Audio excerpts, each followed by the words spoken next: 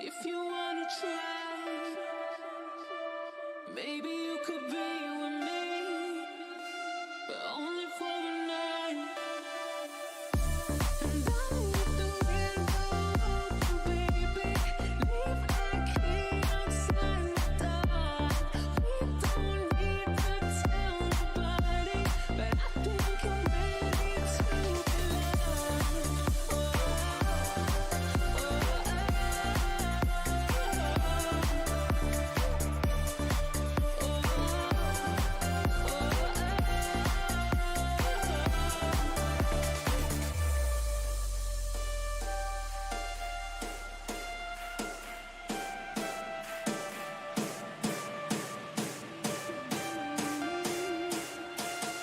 Only for the night.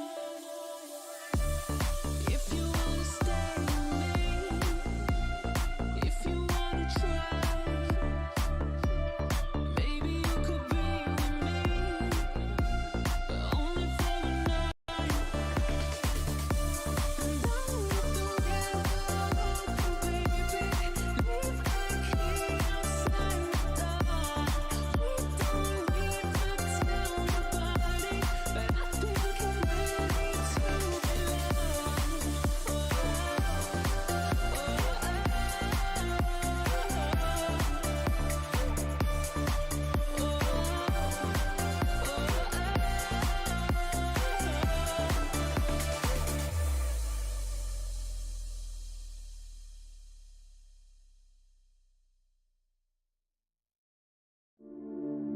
You know it,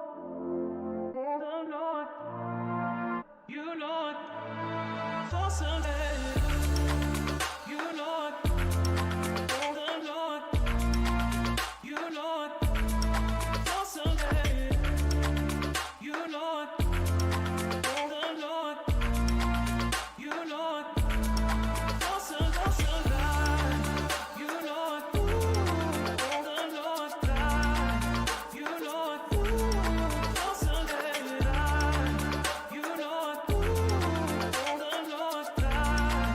You know it, for some.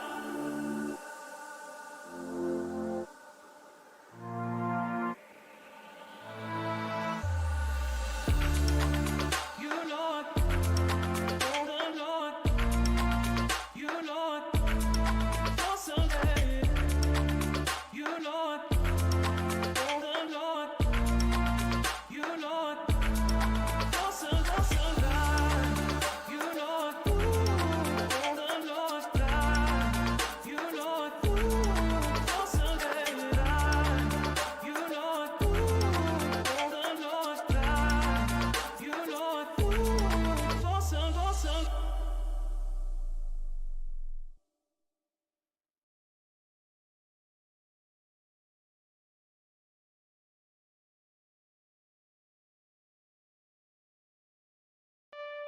If you wanna stay with me, if you wanna try, maybe you could be with me, but only for the night.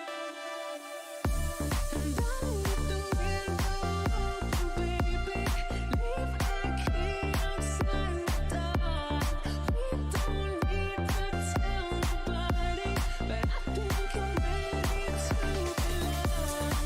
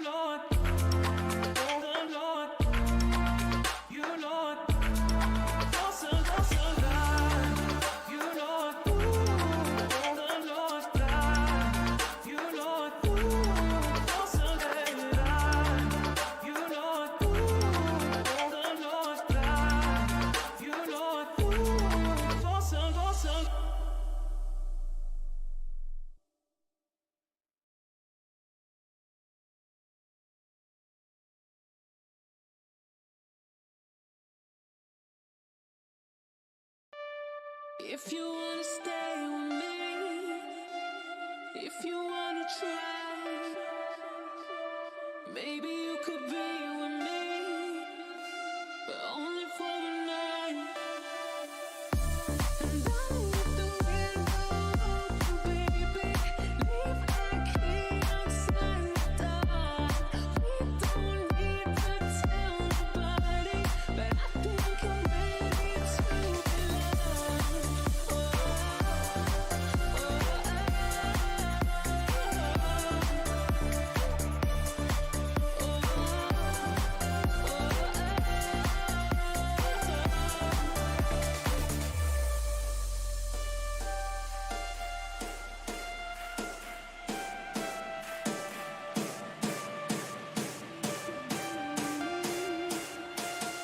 Only for a night.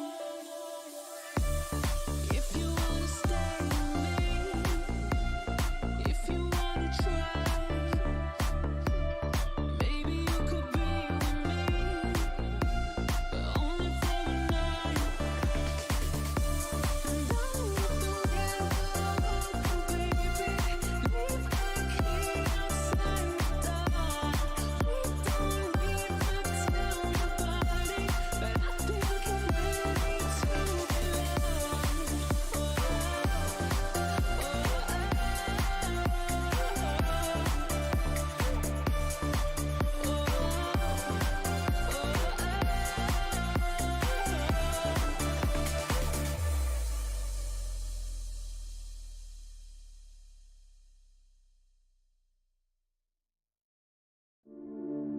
You know it, oh Lord, you know it, for someday. You know it, oh Lord, you know it, for someday. You know it, oh Lord, you know it, for someday. You know it, oh Lord, you know it, for someday. You know it, oh Lord, you know it, for some.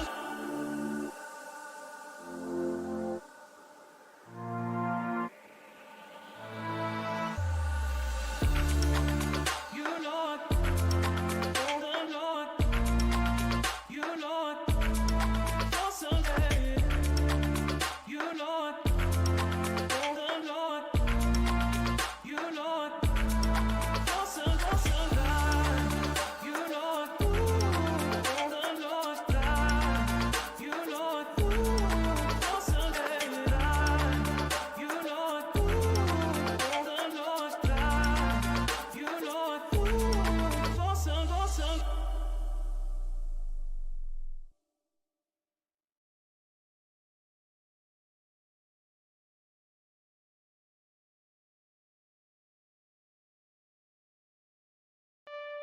If you wanna stay with me, if you wanna try, maybe you could be with me, but only for a night.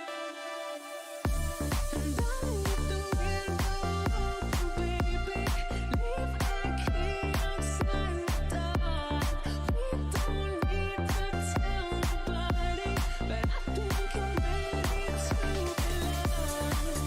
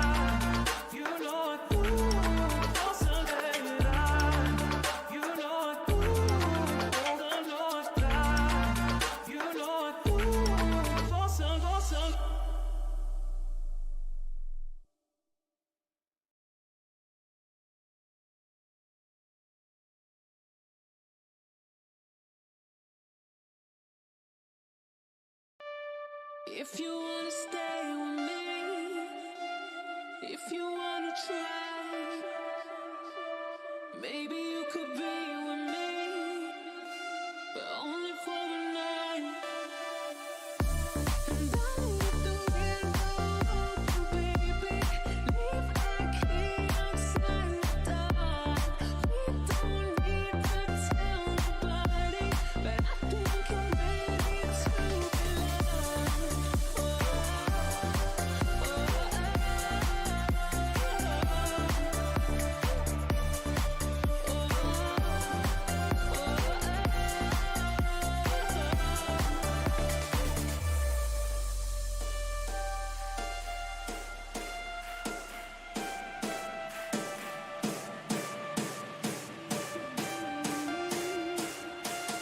Only for the night. If you wanna stay with me, if you wanna try, maybe you could be with me, but only for the night. And I'll let the wind blow you, baby. Leave our key outside the door. We don't need to tell nobody, but I think I'm ready to be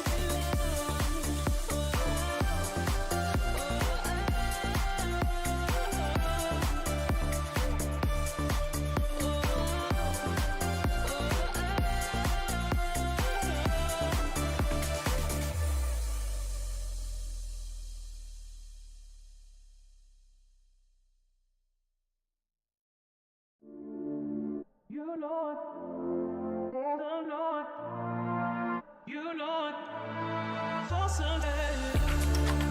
You know it, the Lord, you know it, for someday. You know it, the Lord, you know it, for someday. You know it, the Lord, you know it, for someday. You know it, the Lord, you know it, for some.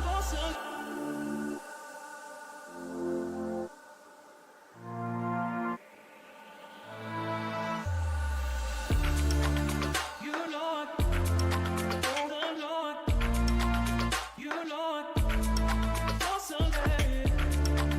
You know it, the Lord, you know it, for someday. You know it, the Lord, you know it, for someday. You know it, the Lord, you know it, for some.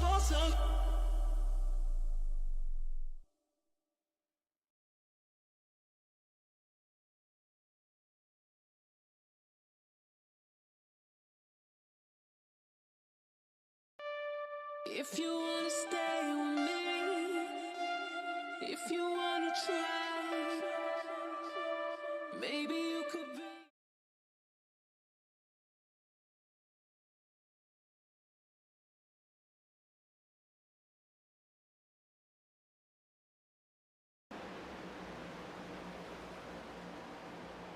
Good afternoon, ladies and gentlemen, and welcome to Chicagoland Speedway, right here in the heart of Joliet, Illinois, as we get ready for the running of the Windy City 200 right here on the iCast Racing Network, powered by iRacing.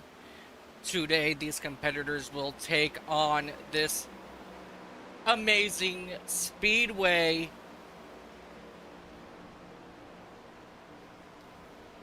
for the 7th round of the iRacing Sim NASCAR Fever Series, and we are very excited to get this underway here today. And before we get to it, let's go ahead and take a look now at our race info. Your track length for today is a 1.53 mile. Can't necessarily say it's a D shape, as the back straightaway is not exactly straight. It's a little curve. So this is definitely going to be like an egg shaped raceway. Today we are going to be running 134 laps for 200 miles around this speedway. Your stage breaks will happen on lap 40 and lap 80, so expect to see that around those times. Their fuel load is only 60%, so they will have to pit multiple times for fuel. They will only have 4 extra tires for this event, as Chicagoland really eats up these tires on this used up pavement. So these drivers really have to watch that. They do have a realistic weather, so we never know what the actual weather is. And as of right now, it is a 70 degrees Fahrenheit with a humidity of just about 58%. We have clear skies today here in Juliet with a wind speed of 8 miles per hour. The track temperature is 93 degrees Fahrenheit, so it's not too hot, but this track will still be slippery, and it very well could continue to get hot as this day goes on.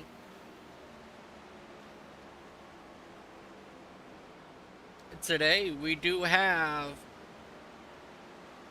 a few substitute drivers in today. We have Scott Trusty in that number 5 machine. There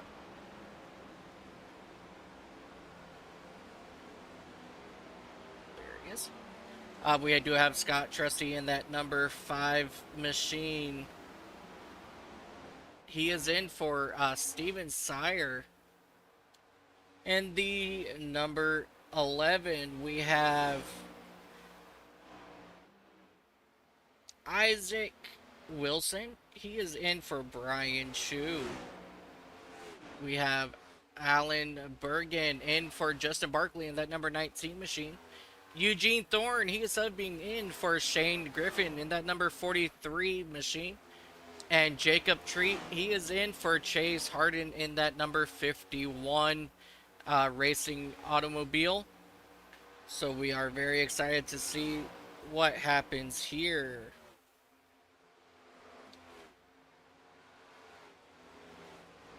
We do have a hometown hero, and that's going to be the number 45.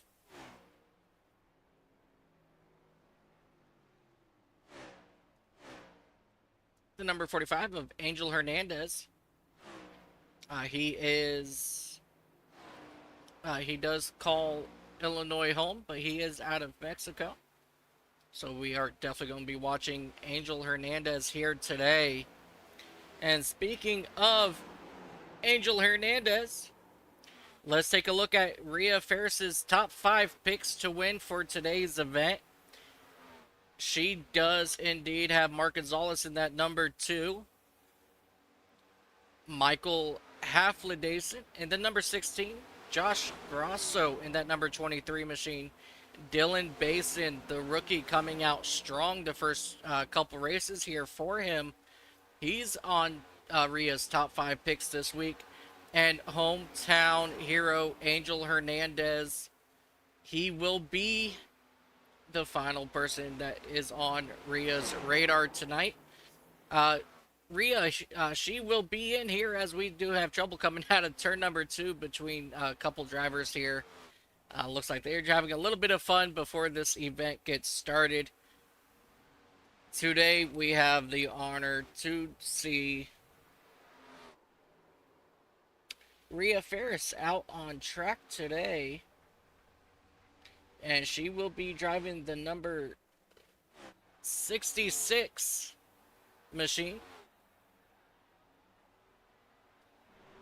There we go for King of the Hill.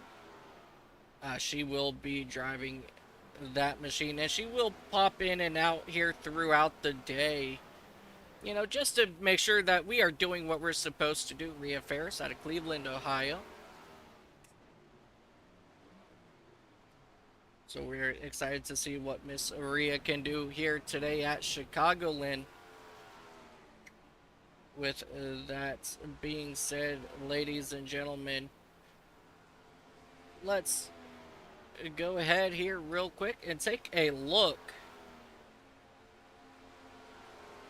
at the driver practice standings here. Just about 1 minute remaining here before we do go green.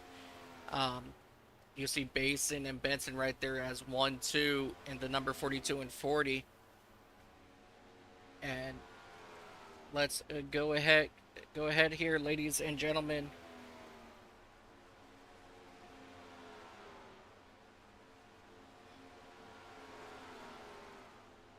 And take a look here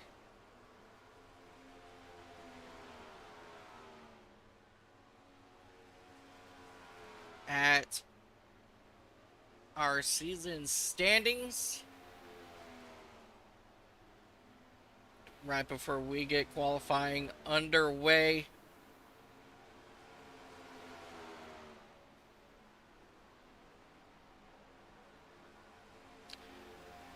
And let's take a look.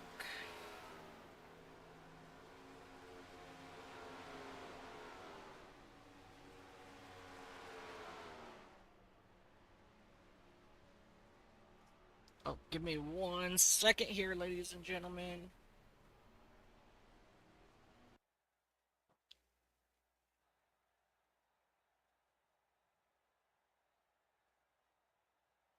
And let's see if we can go ahead and get our points before up and running here.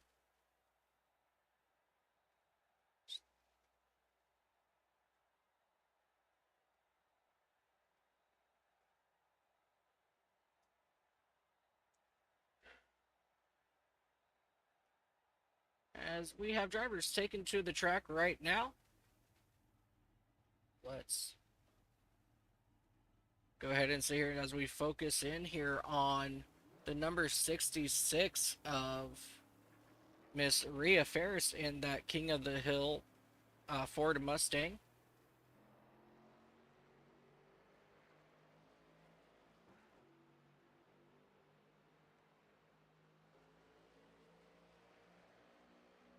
And let's see now if we can get our season standings up and running here.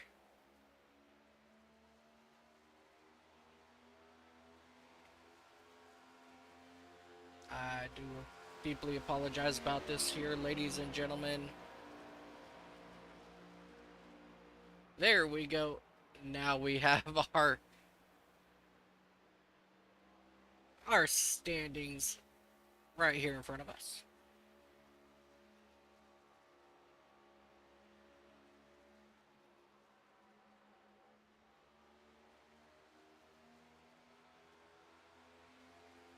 As we see Rhea come out of turn number 4.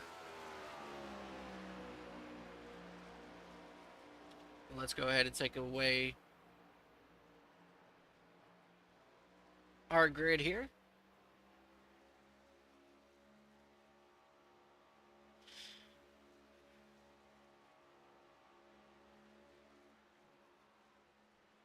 As we take a look and see that the number 6 of Otto, he is currently on top.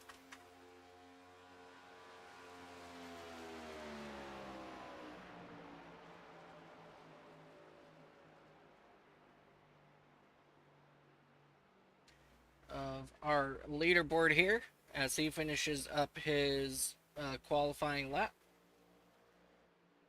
We have Cody Meadows in that number 21 machine. He is up and running here as well. As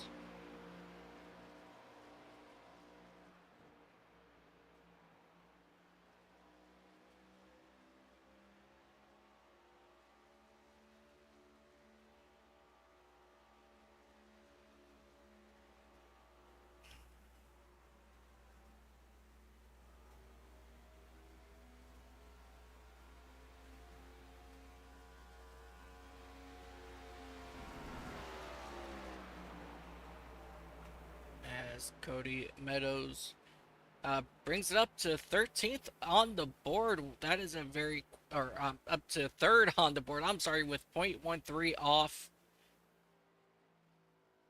Just give me one moment here.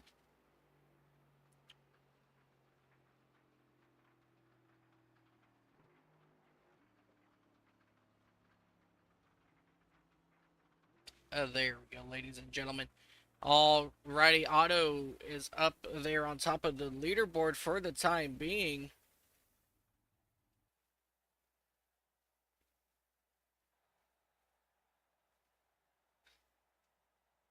As we take a look here at our best times, there is only a 100th of a difference between first place of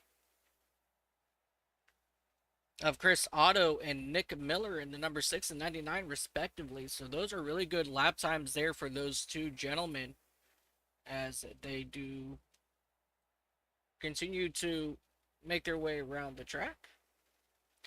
And let's go ahead and come back to our championship point standings. Justin Barkley, he is up in that number 19 machine with 256 points, followed by Angel Hernandez in that number 45, one of the fan favorites here today, as he is our hometown hero. Nick Miller in the number 99, Mark Gonzalez in the number 2. Cody Meadows will round out your top 5 in the number 21 machine. Jeff Weimer in the number 60 for RFK Racing.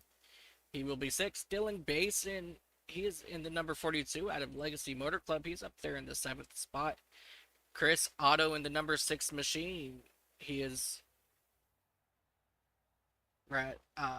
Sorry about that. Chris Otto is in the 6th. Alyssa Sharp in the number 17 for RFK, right behind Chris Otto in the 9th spot.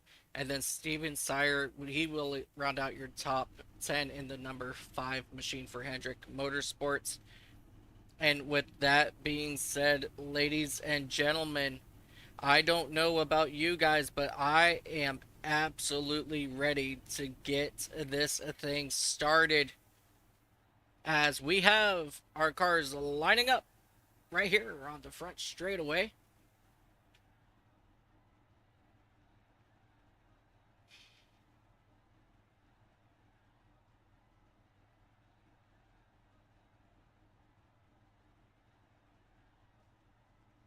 As our overlay gets stuck right there for a moment. Let's go ahead and take a look here at our starting lineup for today's race.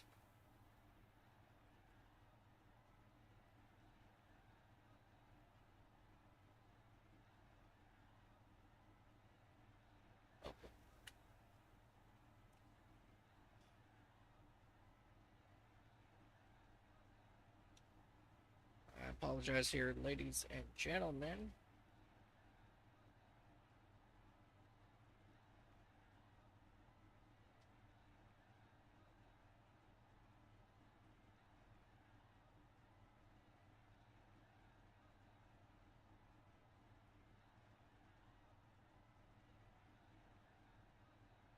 Alrighty, ladies and gentlemen, your starting lineup for week number 7 for the Windy City 200 right here at Chicagoland Speedway. Chris Otto, he will be starting on the pole in that number 6 machine, followed by Nick Miller in the number 99 machine.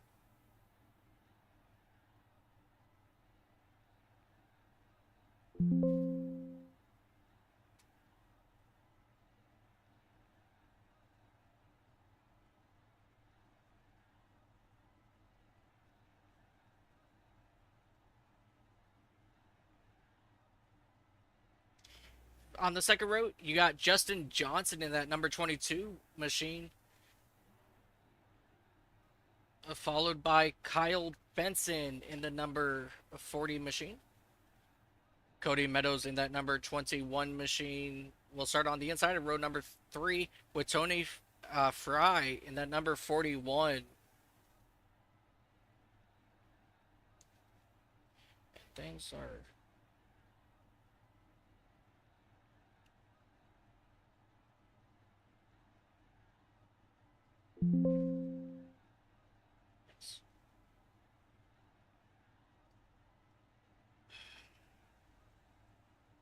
I apologize, guys.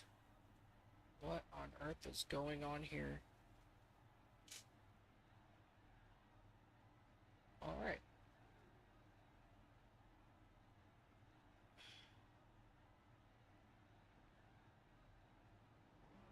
As you see the cars begin to roll off of pit road here.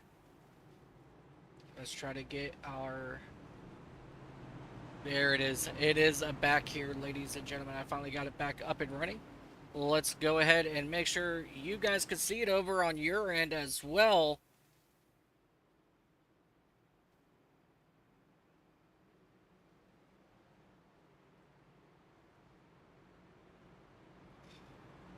As I can see here, for the time being, you guys cannot. So we're going to have to do this really quick here, ladies and gentlemen. Row number 4, you got Wesley Riddle in the number 87 with Angel Hernandez on the outside. Row number 5, you got Joshua Grosso in the number 23 and Isaac Wilson in the number 11. Christian Delgado in the 12th, in the 11th spot with Matt Sisler in the number 84 machine. James Bowles and Charles Robertson will be in seventh row. Eugene Thorne and Zach Phillips Sr. in row number 8. Emily Uris and Alyssa Sharp in that row 9. Joey Maines and Philip Manzo in the number 3. We'll round out your top 20, ladies and gentlemen. And with that being said, what just popped up here? And we are green flag racing here at Chicagoland for 134 laps. As you see here, they are coming out of turn number 2, side by side for that race lead. And the six of Chris Otto and Nick Miller, they touch coming down the back straightaway. And Miller, he will dive right behind Chris Otto for that lead spot. But here comes a hard charging Justin Johnson in that number 22 machine. As we work lap number 2 here on the back straightaway. Let's drop back here just a little bit. Kyle Benson here in that number 40 machine for Junior Motorsports.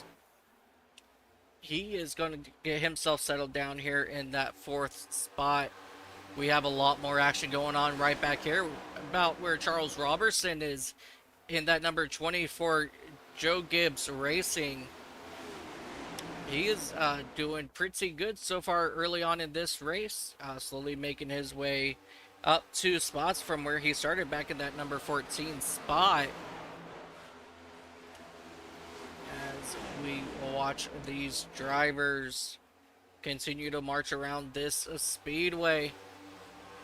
So far, everybody is allowing it to run single file because most of the action that we are catching, as we have one car get major loose, and that might have been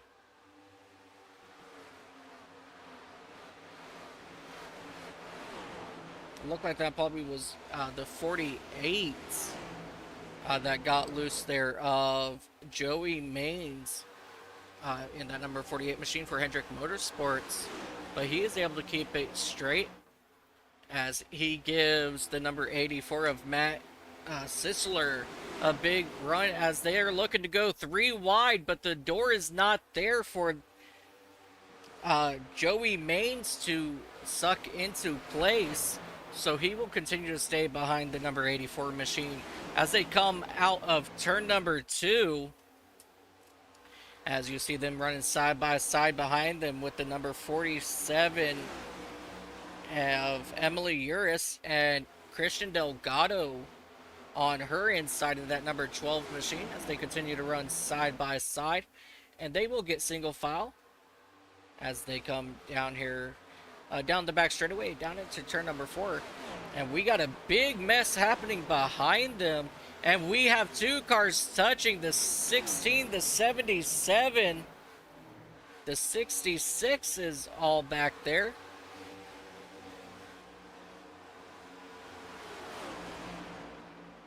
We are unsure of what happened there, but a lot of contact was made left and right up front. As we have huge crash here in turn.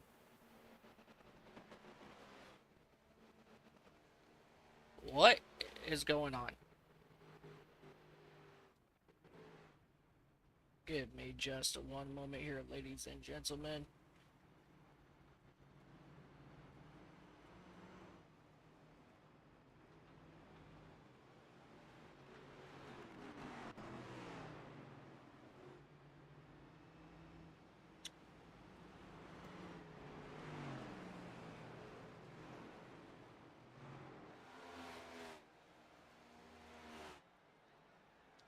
Not exactly sure what that was all about.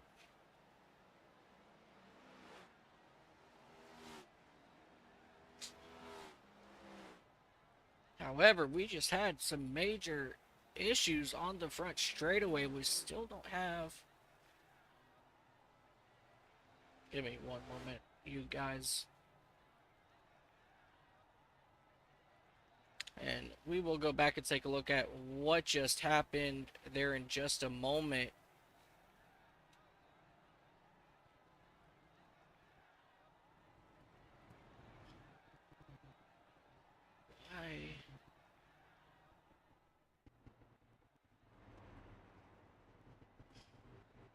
Give me just a moment here, ladies and gentlemen.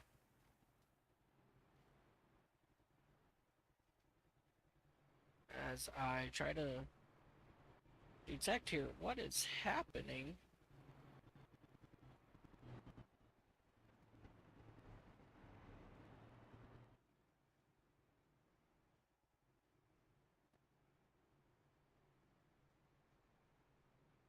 This has never happened to me before, ladies and gentlemen. I do deeply apologize.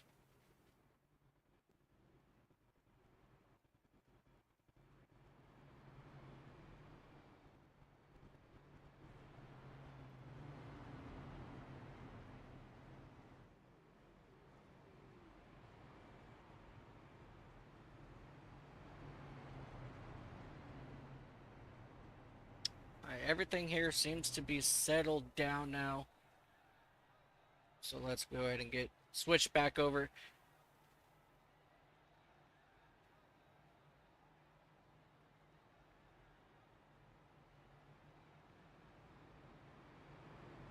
There it goes.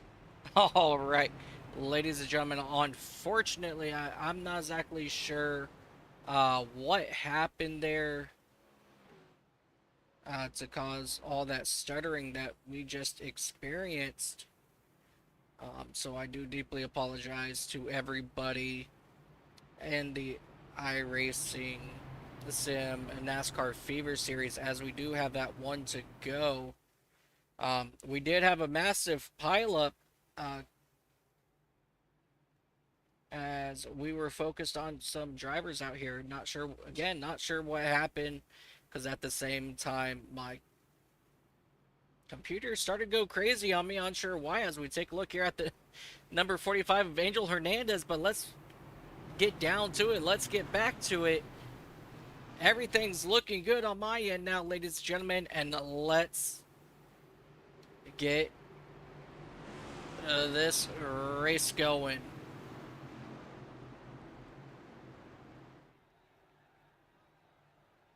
As the pace car will pull off here once again, Chris Otto, Nick Miller on the front row, and we are green flag racing once again here in the Windy City 200, right here on the iCast Racing Network. The leaders are running side by side. Nick Miller on that outside of Chris Otto in the number 6, as we have one car on the apron that just came out of the pits. As they go around the outside and they stay on the apron, we still have a battle up front for this race lead as they come out of turn 4 down to the start finish line. still side by side. Nick Miller and Chris Otto racing hard for track house racing, and the 99 of Nick Miller gets into the wall. That is going to be significant damage as we see them go 3 wide down to 2 wide as Justin Johnson in the number 22 machine. Caution is out here once again, ladies and gentlemen.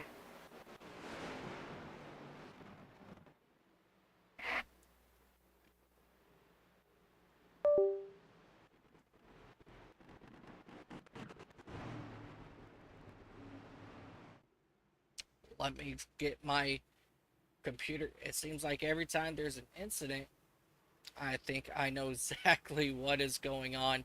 So I believe I just took care of the problem, ladies and gentlemen. There should be no more issues as we take a look here at Justin Johnson.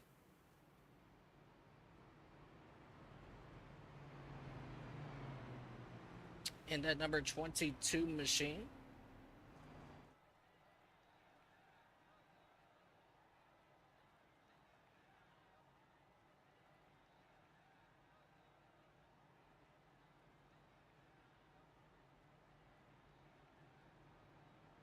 And again, as the incident happened, I was unable to fully catch it as something went haywire on my end once again. And that's a little frustrating on my end. So again, I do apologize, guys.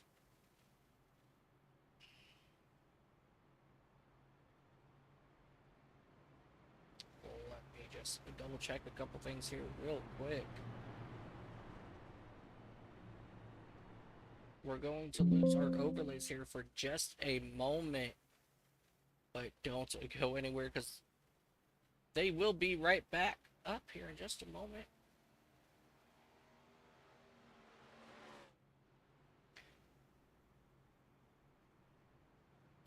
Justin Barkley, hello. How are you doing, Justin?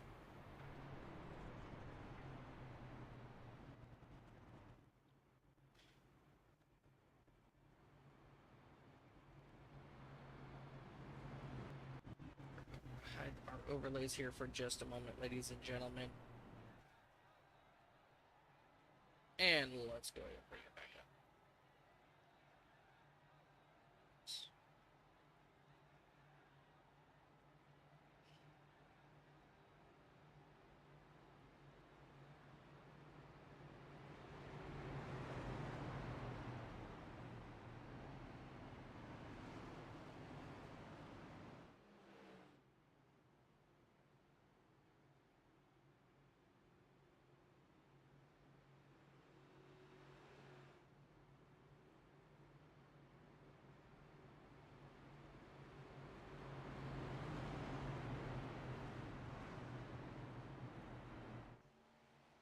As they double up here once again, we're going to get ready to go racing this time by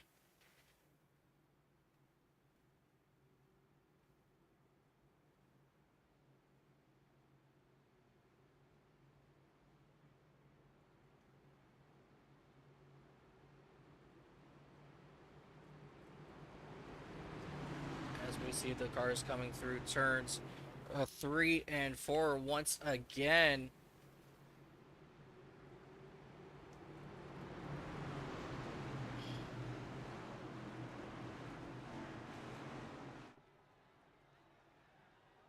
And the pace car will dive off this time as we see a big stack up from both lanes as they get going. Well, that did not look good for any of these competitors right here as we continue to watch these competitors run side by side right up here for the second spot.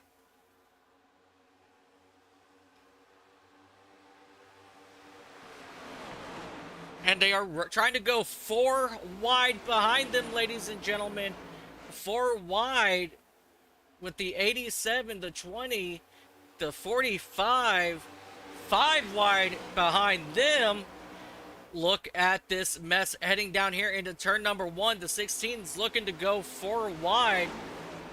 And we have trouble. A couple cars in the wall. They are able all to keep it going in the correct uh, keep it going straight. That's the word I was looking for. Absolutely incredible racing right there, ladies and gentlemen. Every driver able to hold on to their spots, and things do not seem like they are going to simmer down anytime soon here, ladies and gentlemen, as we have contact between the 62 and the 54. That was going to start looking to get pretty dicey there for those two gentlemen.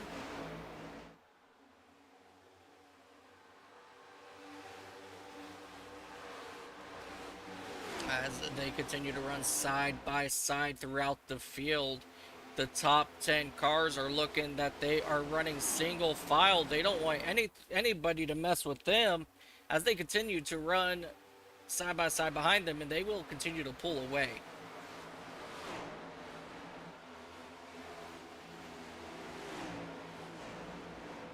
As we saw some tire smoke there coming out of, and we have trouble on the front straightaway here, ladies and gentlemen. Looks like the caution will not come out.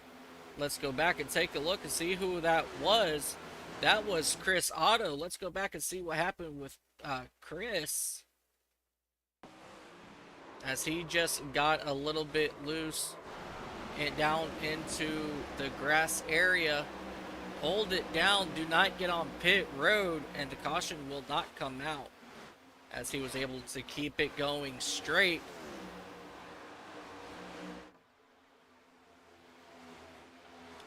We are continuing to work on our overlays here, ladies and gentlemen. I do apologize about our overlays, but you are not missing a thing right here on the racetrack.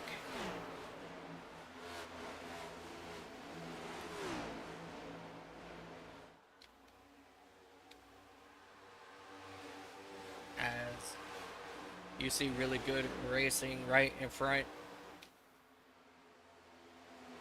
of James Bowles for the 77, right in front of him, running side by side. It looks like with that number 99 of Nick Miller, he's dropped all the way back here to that 12th spot after starting up front. And remember, Nick Miller got into the wall, and we do have a caution right here on lap 23. It looks like Larry Fairman crashed. Let's come back here. Why does it keep putting us here in this view?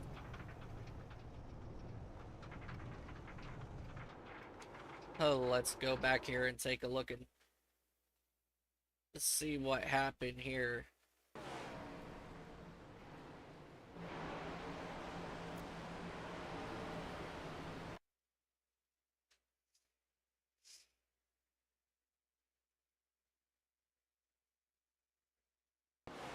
Looks like he just got loose coming out of turn number 2 and went for a ride. Multiple cars off. The 19 is off.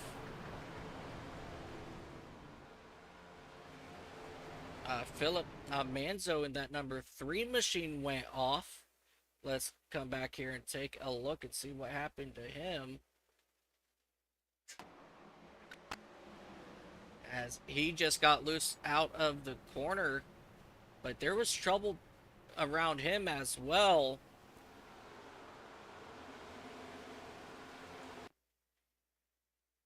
As Alan Bergen gets loose here, as he just runs up and hits the 19 hard. Not sure what happened to him, but the 34 went around as well. A lot of things happening right there. As we come back here and take a look at Nick Miller while we ride under caution here once again.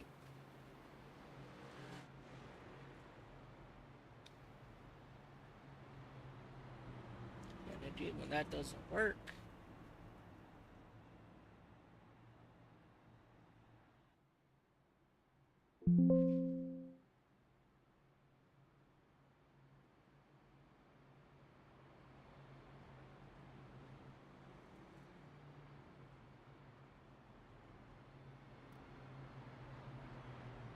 Here we go, ladies and gentlemen.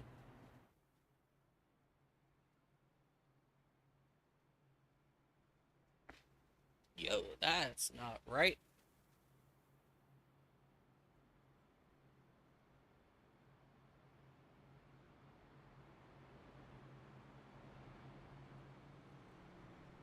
What?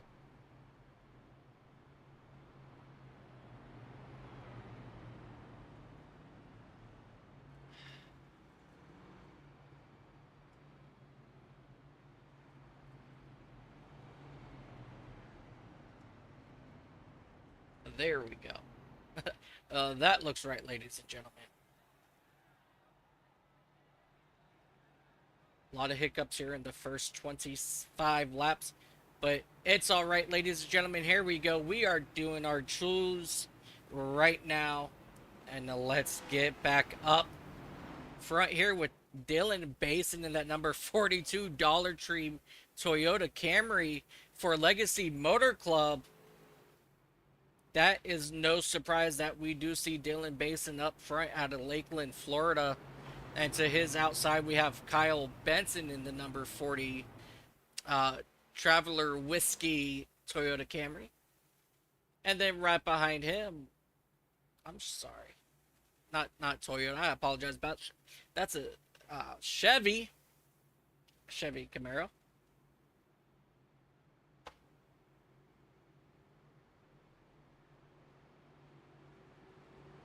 And followed back behind them is the number 45 of hometown hero of Angel Hernandez.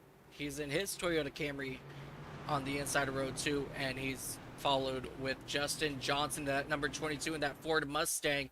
So we have two Toyotas, a Chevy and Ford in the top 4, and we are going back green here to complete lap number 26 here in the Windy City 200 at Chicagoland. Dylan Basin gets an incredible jump as we have side-by-side action here with Angel Hernandez and Kyle Benson. Angel Hernandez, he's able to get clear, and around goes Kyle Benson, the number 40. How did no one else get involved? I don't know. But Kyle Benson was able to keep it off the wall. As you see, he has a little bit of issues here trying to get his machine facing in the correct direction. Let's go ahead and go back and take a look, see what happened here.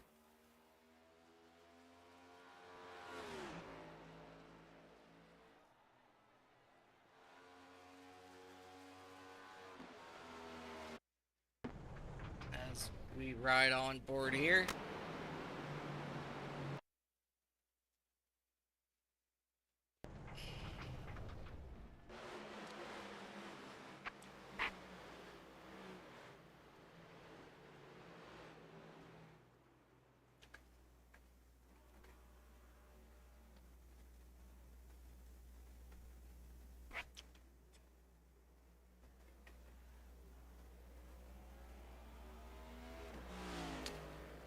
Alrighty, ladies and gentlemen, let's take a look here.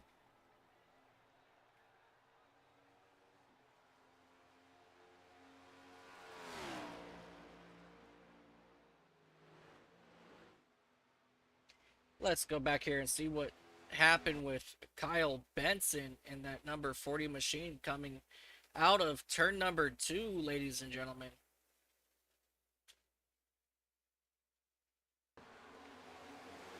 As you see, he's running side by side, and he gets tapped by the number 22 machine, and that is what sent him around for his ride on the back straightaway. As we catch up with the field.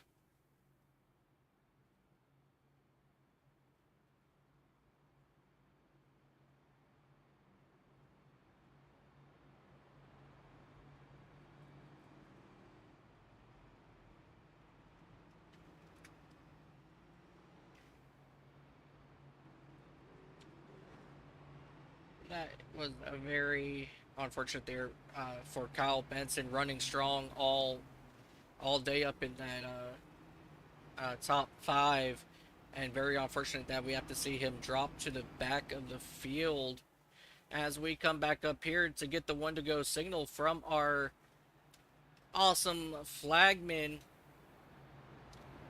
Barney.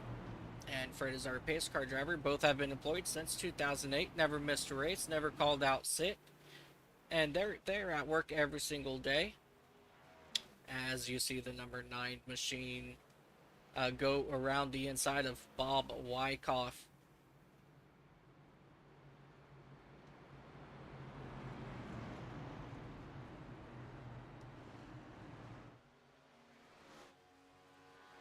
They will be getting up here single file, ladies and gentlemen, as we get ready to go green. And don't forget, in 9 laps, there will be the end of our first stage here today at Chicagoland. So let's see if these drivers can keep it clean and green all the way till the stage break. So let's see what's going to happen. Dylan Basin, Angel Hernandez, your row 1 to come back to the green flag with 30 laps in the book. And we will have 105 laps remaining. Behind them, we have the number 22 of Justin Johnson and Wesley Riddle, and that number 87 in his number Red Bull machine, making his way to the top 5. And we are underway here once again, and Dylan Basin gets a good jump, and so does Justin Johnson, but they are 4 wide behind them, unsure of what to watch as one car slips up, almost gets into the back of, I don't even remember which car it was. You guys, these guys are putting off an awesome race, and we are under caution here once again.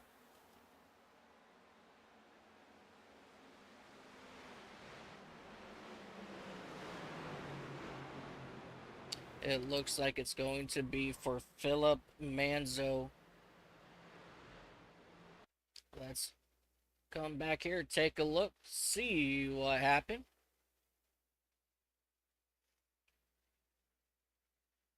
Philip Manzo in that number 3. He got big help by the number 5. Big help from the number 5 of Scott Trusty. And that will turn Philip Manzo around in that number 3 Bass Pro Shop tracker boat Chevy, as he gets his machine pointed in the right way, and possibly will come down pit road to get repairs done on his machine.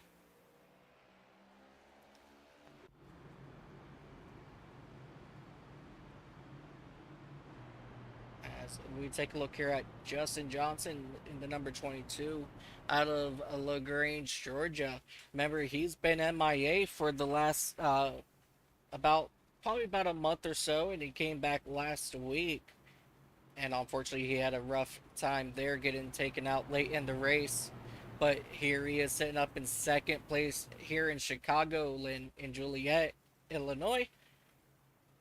As we have a lot of racing still left here in this race.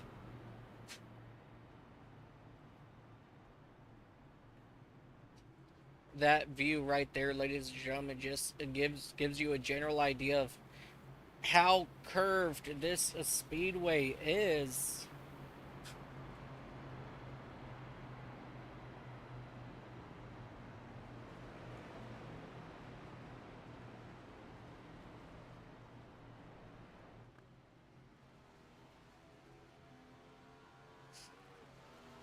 As these cars are pacing here under caution here once again.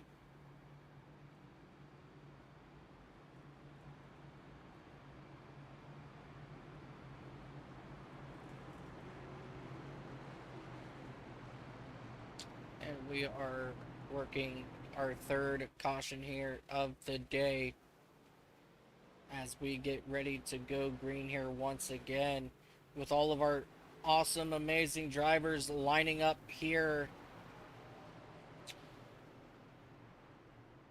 under caution. Cars choosing inside, outside. And it looks like Basin in that number 42 Dollar Tree machine, he will choose the inside, and Johnson will choose the outside. As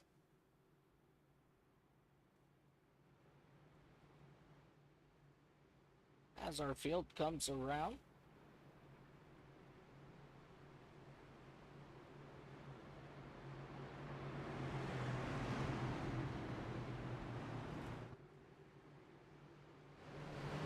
iRacing is turned way down for some odd reason. I'm not sure why, but we got that taken care of now.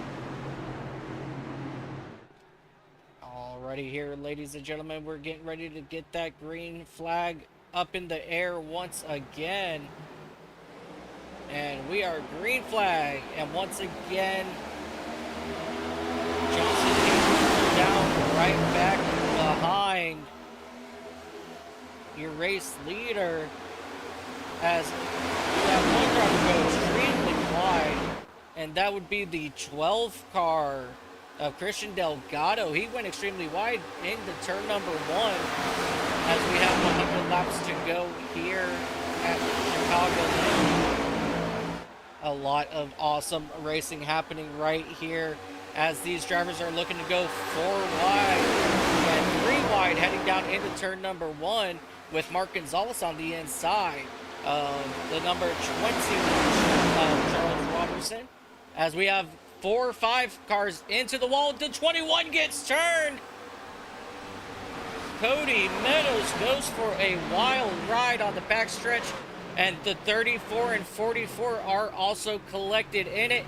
Oh, the 34 started moving, did not hold his brakes, and that got a hold of the number 35 machine of Michael Gervey in that Monster Energy Toyota Camry. Big action just happening right there. Let's go back and take a look and see what happened. And it all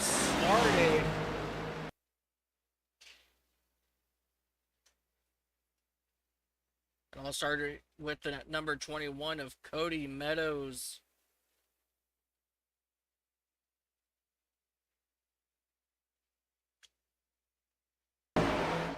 As you see, they come off of turn number 2. 77 looks like they probably, that was just the 7, comes down and tapped him. And then chaos ensues behind him, the 34, the 35.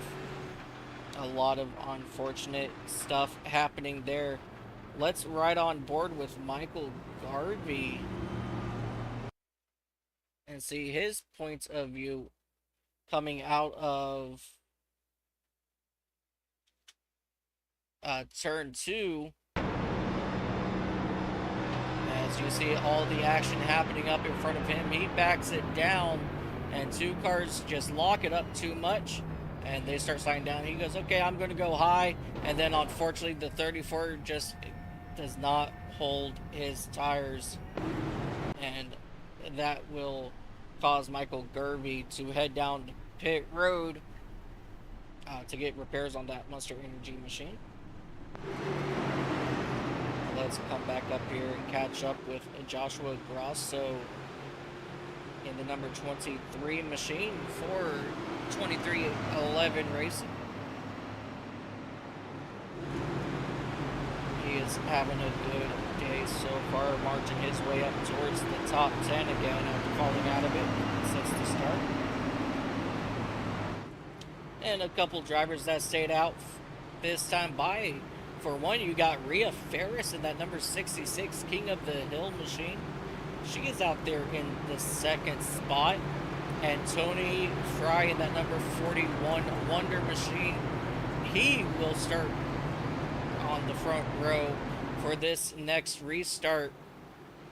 These 2 drivers are looking for those points in the point standing, so they will get some decent stage points here for the stage break here.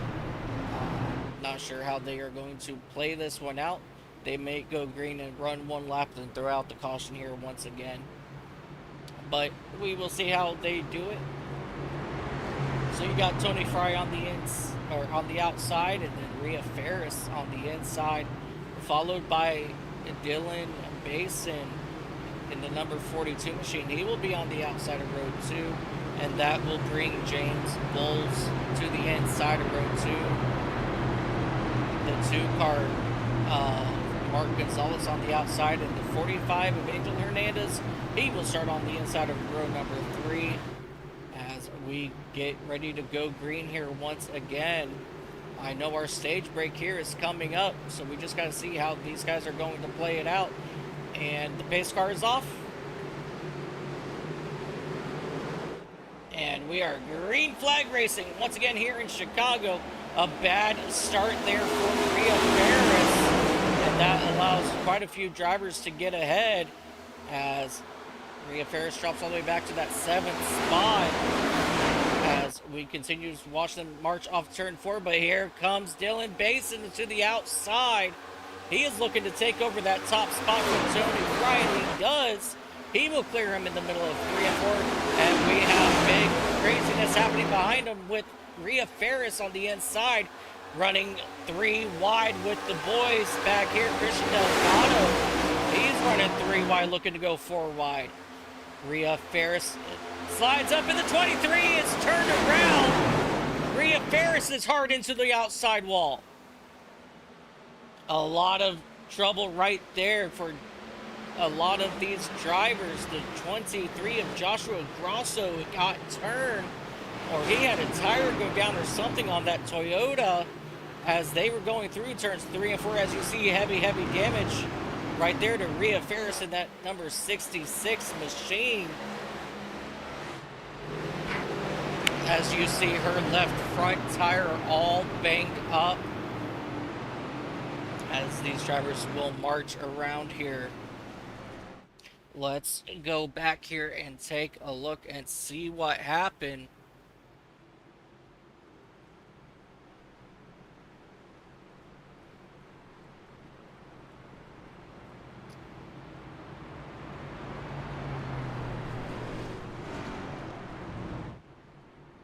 Let's see.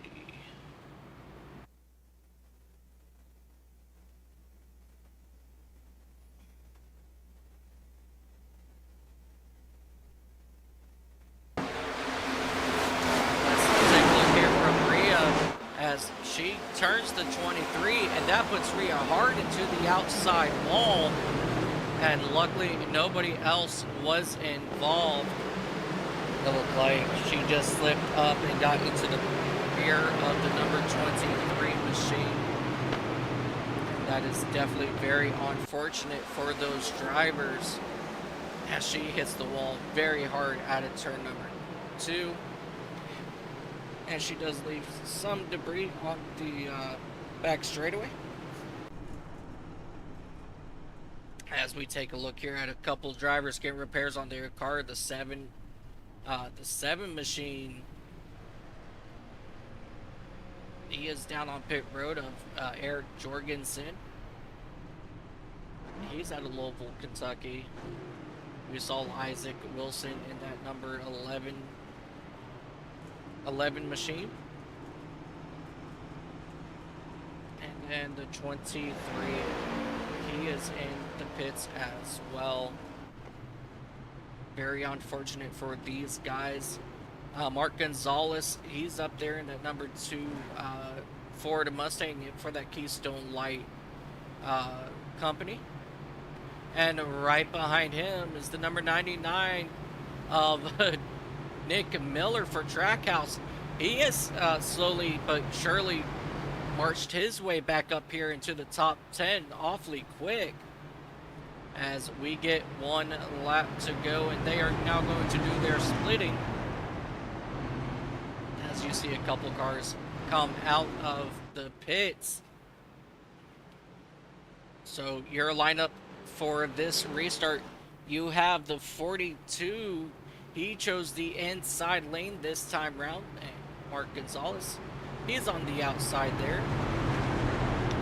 Tony Fry and that number 41 Wonder Ford Mustang, He will start in row 2 on the outside, followed by Nick Miller in that number 99 jockey Chevrolet. He will start in row number 2. James Bull in that number 24 Liberty University Chevrolet. He will start on the outside of row 3. And to his inside, it's going to be the number 87 of Wesley Riddle in that Red Bull Chevrolet. As we get ready to go back green, Dylan Basin has been doing really good on those starts, as there's a kind of a big gap there between Nick Miller as he goes in and tightens it up here.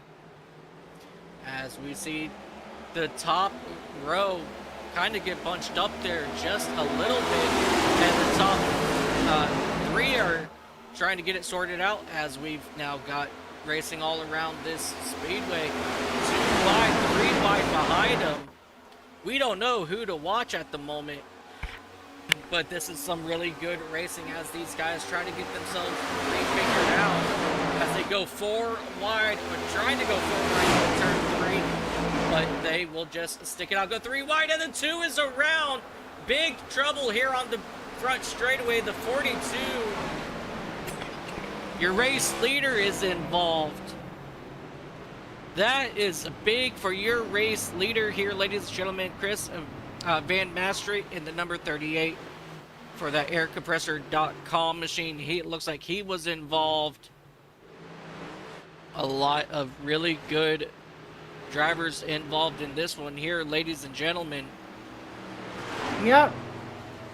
There were quite a few cars in that one. We've had quite a few pile-ups here tonight, including the one I was just in, where I had 15 lap old tires and it was just tighter than everybody else going to that corner. I barely made contact with the 12. He saved it and I ended up in the wall, and unfortunately they stacked up behind me and caused the wreck there, so I apologize to anybody I took out. It wasn't on purpose, obviously. It just wasn't time for me to pit. I was still on the lead lap, and my tires were still too new to consider coming down and getting fresh rubber, so I stayed out there, you know. Absolutely. Sometimes that's just the way this game goes. Yeah, because I mean, I was fighting to get damage fixed from an earlier incident on the lap 7 incident that I barely got scathed when I went through that, so I spent the next 3 4 cautions clearing that up. Well, every time I'd come in to fix damage, I'd get fuel, and one of those times I got tires, so I didn't need tires at the stage. So I was like, well, I'm just gonna stay out, and I ended up on the front row, and I knew that was risky, but I went ahead and I communicated to the field, I'm on 11, 12 lap old tires, guys, I'm going to do my best to stay out of the way. And for the most part, I did. But I had no idea my car was going to get that tight in that part of the corner. And I unfortunately hit my teammate there a little bit. But he's got no damage on the car, so I feel a little less bad now. But... Right, absolutely. Yeah, that was definitely unfortunate there when you pushed up into him. Yeah. That was a very unfortunate, very hard hit there too, coming out of turn 2. Yeah, it was. And we saw a good amount of damage there to your race car. How are you feeling after that hit? You okay?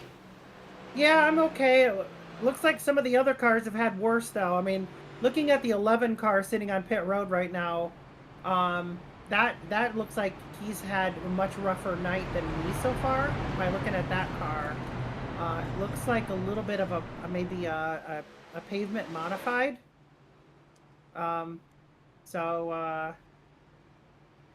Yeah, there's some cars out there that have seen some significant damage. Yeah, absolutely. And unfortunately, I have a meatball, and it says I've got too much damage to continue. So here I am in the booth with you, like I said, and like I promised. So absolutely. Well, we welcome everybody. Welcome Leah Ferris up here into the booth. Let's not talk about what happened earlier on in the broadcast. Let's find out later. Uh-oh, what happened? Let me tell you what. My overlays were going crazy. I started stuttering for some reason. Okay, I found out why I was stuttering. I fixed that issue. But I'll go over that under next caution. Yep, We are yep. green flag here once again with Nick Miller in that number 99 machine getting a good jump as they run side by side behind him with Justin Johnson and Charles Robertson as they continue to go three wide. Every single restart, these drivers have attempted to go three wide somewhere. As right now they're only running double wide here coming through turns 3 and 4. I absolutely love the racing that Chicagoland gives us, as this is a multi-groove racetrack and they have plenty of room to move around and choose where they want to be. And at the same time, they got to be very wise on saving their tires as they attempt to go three wide coming out of turn number 2. But Yep. you see the 12 car of Christian Delgado thinking better of it. And he said he'll stay right there in that 5th spot for the time being. But here comes the field trying to get a good run of him. And here comes Michael Hoffman in that number 16 Wendy's machine, looking to go to his outside here in turns 1 and 2 as the car is in front of him. Okay, they take it too wide. You never know. You never know at this track if they're going to go 2 wide, 3 wide out of the corner. As Half-Life Dason gets a little bit sideways heading into the corner, and that will stack up the field just a little bit and allow the cars behind him to run 3 wide right here on the front straightaway. And they will back it down to 2 wide racing here in turns 1 and 2.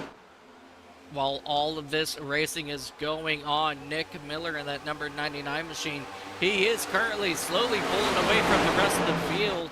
He's like, you guys fight, I'll save my tires. Yeah, that's exactly what he's thinking by looking in the rearview mirror at that battle behind him. But it is some really good racing. P2 through 6 right now. You could throw a blanket over all of those cars. As the 12 cars got a run now on the inside of the 20, they are just about to go 3 wide yet again, as they are thinking about it but not executing. Absolutely. Charles Robertson, he's having a really good day today so far. I know he's struggled the last couple of weeks in that number 20 machine for Joe Gibbs Racing. So it's good to see him out front here, along with that number 21 of Cody Meadows, you know, keeping himself relevant up here in the front. Yeah, Charles having a good run. Good to see that. Last year, he was the favorite to win the championship. He had the most wins out of anybody and was the number 1 seed coming into the playoffs, but he got beat out by 3-time champion Angel Hernandez, who drives the 45 machine. So still looking for that first Cup Series championship from the number 20 of Charles Robertson. So hopefully he can do something here tonight to advance himself later on in the season. Absolutely, and we look forward to seeing what Charles Robertson in that number 20 machine can do as he's starting to get passed by the number 12 Christian Delgado as he's trying to make his way around the number 16 at the moment. And it looks like Robertson is able to get in front of him. Yeah, and I know as far as the drivers up front right now, Nick Miller, Cody Meadows, Christian Delgado, all looking for their first ISNF Cup Series wins. I don't believe Nick Miller has a win. All the stats are updated as of this morning, so everything should be updated. Oh, trouble! Cody Meadows is Oh, around. yes, yep, and he's probably going to need a black flag cleared for that spin. As he's trying to get that number 21 Imaging Dex machine back towards the racetrack, and he will keep it straight, and we will stay green flag here. Let's go back it as he loses it in turn 1 once again. Back it down, Cody. Keep it down on the apron. Beautiful job, Cody. That's unfortunate. It's unfortunate for the 21. He was having such a good run inside the top 5. Battling for the lead at periods of time. Hopefully he can save that car from any further damage and stay on the lead lap, or at least be a contender for the free pass at the next caution. So Absolutely. As we try to see here what happens to Cody Meadows out of turn number 4. As you see, he just gets loose, gets the air taken off his rear spoiler, and that just sent him down into the infield. As we head back towards the front with Nick Miller out front. And as you were saying before we had that incident there, Nick Miller, he has not won. He is still looking for that first win here in ISNF series. I got to think about it for a couple seconds before I spit it out. I apologize. okay. I'm sure it'll start rolling off ISNF sooner or later. But he is still looking for his very first win. Charles Robertson up there and now in that second spot, as we see a good battle back here between Kyle Benson and Chris Otto. He's up there in that number 6 machine trying to come back towards the front after having issues early on in this race. But Christian Delgado is on the outside of Christian Delgado. There he is in that number 12 machine. As he's Christian Delgado, he's slowly trying to make his way back up through the field. He's up 6 positions since the start of this race. Yeah. Meanwhile, Nick Miller is setting pace on the field. Robertson gaining a little bit on Miller, not a lot though.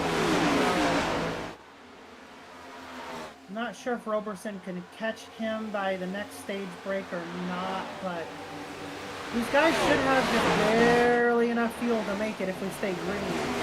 It's going to be close, and they should be in ultra-conservative mode if they are trying to make it. Oh, absolutely. Everybody was really concerned and conflicted on whether or not And we have trouble for Robertson. He gets into the back of the lap down car of the number 35, and he'll drop from 2nd to 4th, 5th, 6th, and he's still dropping as he got into the back of the number 35 machine. I'm sorry to cut you off there, Rhea. Ooh, yeah, I see that. Lap cars just not being aware of what their surroundings are. What kind of front end damage are we seeing now on that 20 machine? Absolutely. Hopefully that's not Yeah, there's a lot of aero damage on the 20 car now. It looks like it's frowning. It's got a big frown on the front of it now, so that's going to definitely affect the radiator. Oh, he's getting into the 48 of main just a little bit, so maybe the car is getting a little bit tight in the corners now due to his aero damage. Absolutely, that's very unfortunate as he's dropped back down to 7th at the moment. As the car behind him, Andrew Miller, he's going to climb to the high side and start making his way around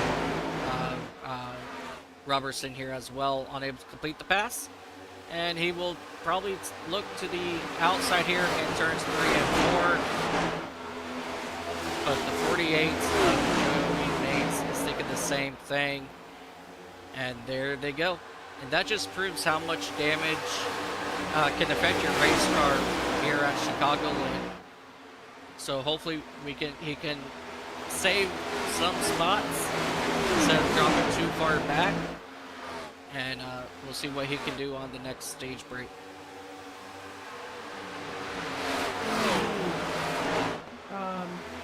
Yeah, a lot of stars and stripes out there. What do you think about that? A lot of patriotism going on, and oh, absolutely.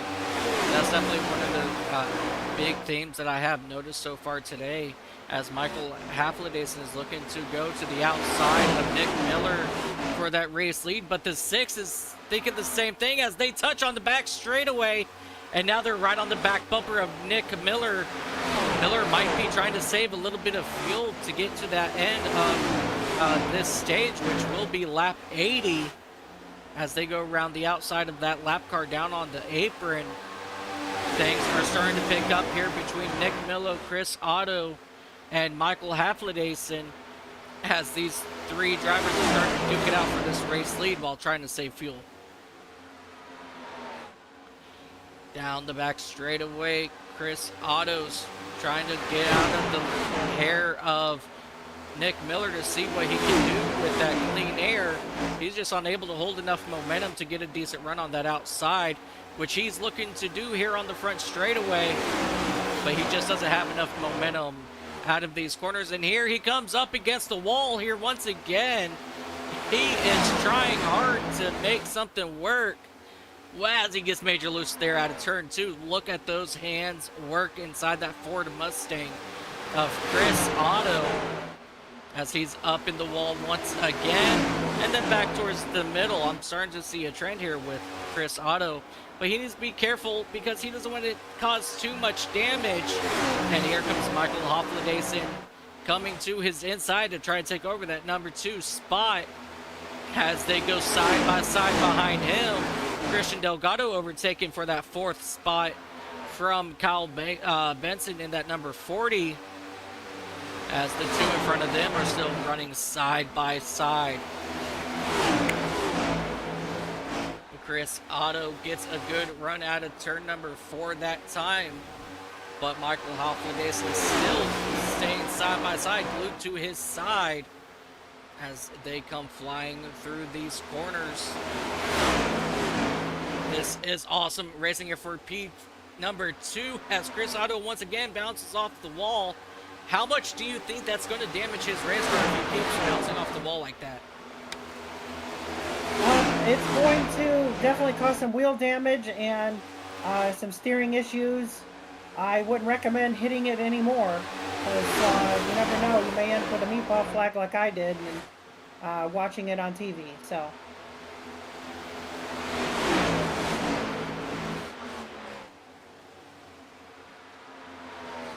Is very unfortunate for him if he keeps bouncing off of that wall.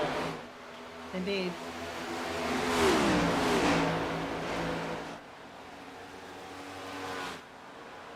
But yeah, Nick Miller still setting pace on the field. Chris Otto is in P2. Michael Haflidason is in third, and then Delgado fourth. Kyle Benson in 5th. So those drivers having a pretty good day so far, staying out of trouble. But will they have enough fuel? I would say the 99 and the 12 do not have enough fuel to make it for the end of the station. So they do not have enough fuel, so that is going to play a very big part here. As we see. Out of turn The 24 car of James Bowl definitely has enough fuel to make it. He topped off on lap 46, as well as the 4 car and the 42. They all pitted on lap 46. The drivers in the 6 machine, the 16, the 40, the 54, and the 48 have all pitted on lap 42. Now, those drivers could make it if they're in ultra conservative. So if there's anybody that's probably not running full throttle right now, it's going to be one of those drivers I just mentioned that pitted on lap 42. But yeah, Nick Miller in that 99, there's absolutely no way he's going to be able to save enough fuel to make it. It's just out of the cards for him. The same with Delgado. So look for the 99 and the 12 to both make pit stops here in the next couple laps. I don't see how it's possible they can make it to lap 80, but I could be wrong. I've seen some weird things happen. That is very frustrating.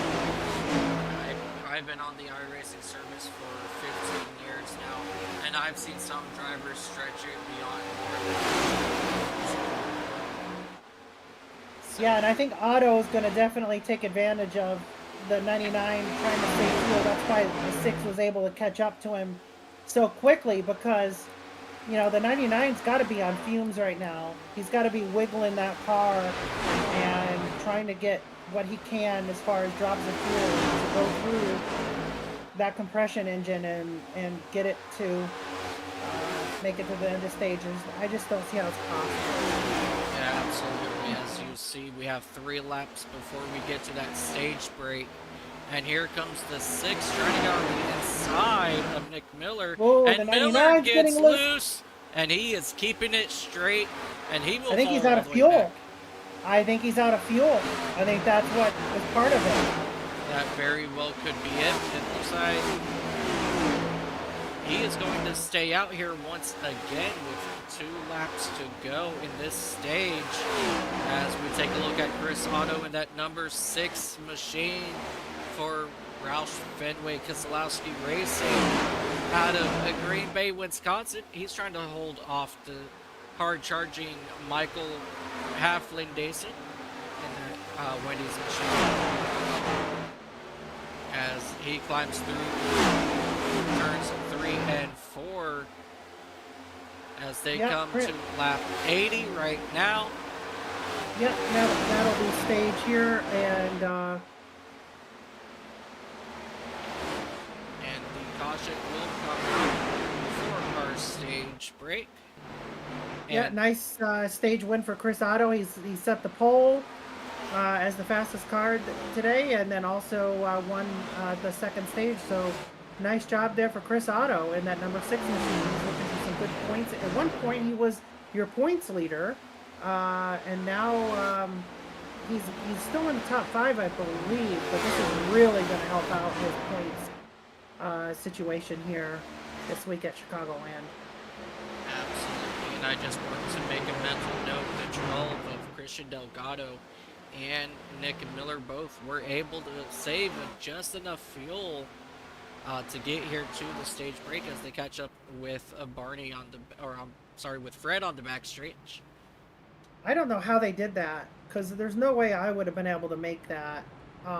They must have been dumping clutches and you can't shut the engine off at full speed anymore. So I'm not sure what they were doing there. I'd love to go back and review that just for my own analysis, you know? Oh, absolutely. And I would definitely say it was probably more along the lines of dumping the clutch, you know, backing up their brake markers, getting into the corners for sure. As you see the whole entire field coming down the pit road now to get service on their race machines.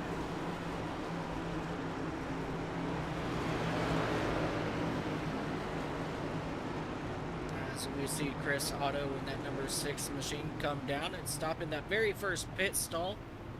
And Nick Miller in that number 99 will follow suit into that second. Justin Johnson had to back up a little bit there in that number 22 machine. He pitted a little too far into his box. As the cars are leaving, and it's going to be Chris Otto followed by Christian Delgado in that number 12 machine. He will come out second. Michael Hoffledison will fall back to third. Kyle Benson in that number 40 will come out fourth. Andrew Miller in that number 54 Sirius XM Toyota will come out fifth. And Nick Miller will drop one position to that 6th spot on that exchange of pit stops. Keep your position, I'll clear your black flag. It was a mistake because I'm trying to clear too many EOLs and give people EOLs and all this shit at the same time. So you guys need to like be one at a time here. But yeah, Otto, just keep your position. I'll clear your black. Just holler at me when it's time to do so. As we get an inside scoop into race control. Yeah. It's always awesome when we get to hear race control. Chris Otto, he will choose the inside, and Christian Delgado will go to his outside. Michael Hoffledison decides he wants the outside for this restart, and that will move Kyle Benson to the inside of row number 2.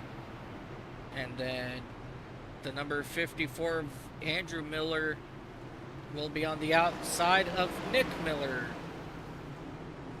for these 2 drivers here. And obviously no relation, I'm assuming. Oh, well, I'll call them the Miller brothers anyway. As you see the 99 way down on the apron as we get ready to go. Green flag racing here once again. Yep, and we do have Chris Otto in the booth really quick, so we just wanted to congratulate you on your pole and your stage win. I know you get ready to go back to green, but I just wanted to give you some good juju before you take the flag. Appreciate that. Yeah, it's been an eventful race, that's for sure. Yeah, for sure. All right, my friend. Good luck. Ladies and gentlemen, that was Chris Otto as he brings the field to the green, and he gets a decent jump on the rest of the field as they run side by side, heading down into turn number 1 and 2.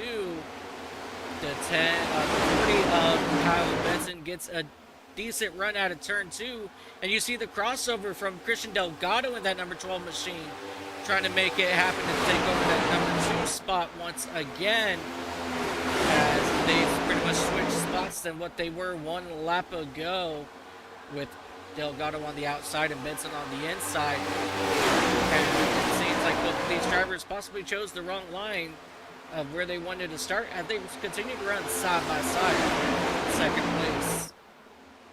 Coming out of the corner here, still side by side, the number 99 of Nick Miller. Not sure who he wants to push, but he will stay right behind of Christian Delgado and give Christian Delgado a good push down that back straightaway, and it will help him clear Kyle Benson in that number 40. And Miller will possibly tend to look to the inside here, heading down into turn number 1, and we do have a caution. Yeah, who is it that wrecked, though? It looks like Tony Fry wrecked. Let's go back and take a look. Okay. Ooh, and he just caused further damage and insult to injury by, yeah. Wow. Let's take a look here as he exited turn 4. He got help from the 22 as he comes down into the infield grass as he makes his way back out from the ball field back into the racetrack here. As he tried to get back up to speed, hit the apron just wrong that transition, and he ended up hitting the wall head on. That was definitely very unfortunate there for Tony Fry. As we catch up with the field, let's go ahead and possibly bring Chris Otto back up for another quick word. Yeah, let me see if I can grab a hold of him here really quick here.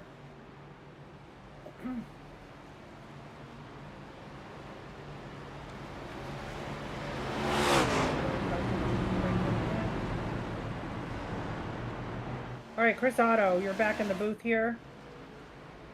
How's it going? Hey, so yeah, the broadcaster here, he has some words for you, I guess. Yes, sir. So, Chris Otto started on the pole. You've been very strong for majority of the day. How's your car feeling out there, and do you have what it takes to bring this home with 48 laps remaining? I mean, it feels good. It's really loose in 3 and 4. Just that bump down here, it gets the car crazy upset. I don't know if you guys caught it, but I spun out off of 4. I don't know, lap 20 or something like that, and just been playing catch up the rest of the day, and was kind of surprised I was able to get up here and get that stage win. But need all the points I can get, and I'm just glad I'm fast and glad I'm competitive here. I love this track, and I'm just glad it's producing some good racing. Oh, absolutely. Top here. Yeah, definitely really good racing for sure, as you see Chris heads to the top for this restart. Out of all the competitors that are currently behind you, who do you think is going to be the ones that you will truly need to beat for the win? I think Nick Miller in the 99, and then probably Dylan Basin. If he gets back up here, I know he got involved in an accident. I don't know if he's got damage or not, but if he can get back up here, I know he's going to be fast too. So those are the 2 guys I'm keeping my eye on. They're going to be really strong if they get back to the front. I know Nick, he's back here in P4, so going to have to battle with them and see how it goes. Chris, is clean air king like it is in real life NASCAR, or are you able to do anything with the dirty air blockage? Yeah, it seems to be pretty important. Coming to the end of that stage, Nick, once I was catching him, he was blocking the top because that's where I was getting all my speed. And once he gets up in front of me, I can't do anything. I got to check up more than I normally would. So yeah, I think it's very important to be out front. So it's all about track position, getting that clean air to the nose, and doing what you can with the race car. All right, Well, man. Well, best of luck to you. I know you're going back ready to go back to green. And they Yep. they are green, and a big bump by Nick Miller heading down into turn number 1, and Nick Miller will clear the inside lane and make a run on Chris Otto for that race lead as they come through turns 1 and 2. Major loose by Chris Otto into the outside wall, and we stay green as he keeps it straight. I think the commentator's curse has once again Oh, come that car's into getting effect. really loose. As I'm gonna blame you. I'm blaming you. You can blame me. It's definitely all on me. I'm sorry, Chris. I love you. I'm You sorry. kept him in the booth too long, darn it. That is very, very possible. But he Oh has... no, the 38 is getting loose.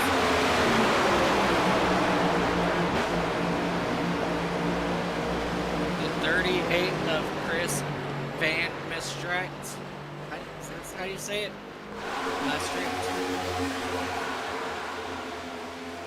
But he is falling all the way back here to the 22nd spot after losing it at turn number 2. As we head back up here to the front. Let's see how Benson makes his way. And 24 car has got wheel damage. He's along the wall. He's saying that he cannot steer the race car. 24 car is up against the wall. hard impact on that number 24. James Bowles out of Richmond, Virginia. Very hard hits as he continues to keep his car up in the wall and out of the way of the other race car drivers. Very big props to James for keeping it up there and not causing a massive crash. For sure. Yeah, at least I'll give him credit for that for sure. Because it's hard to do sometimes, you know, and keep your head in the game too, knowing that, you know, your race is over, but you also want to try to get down the pit road.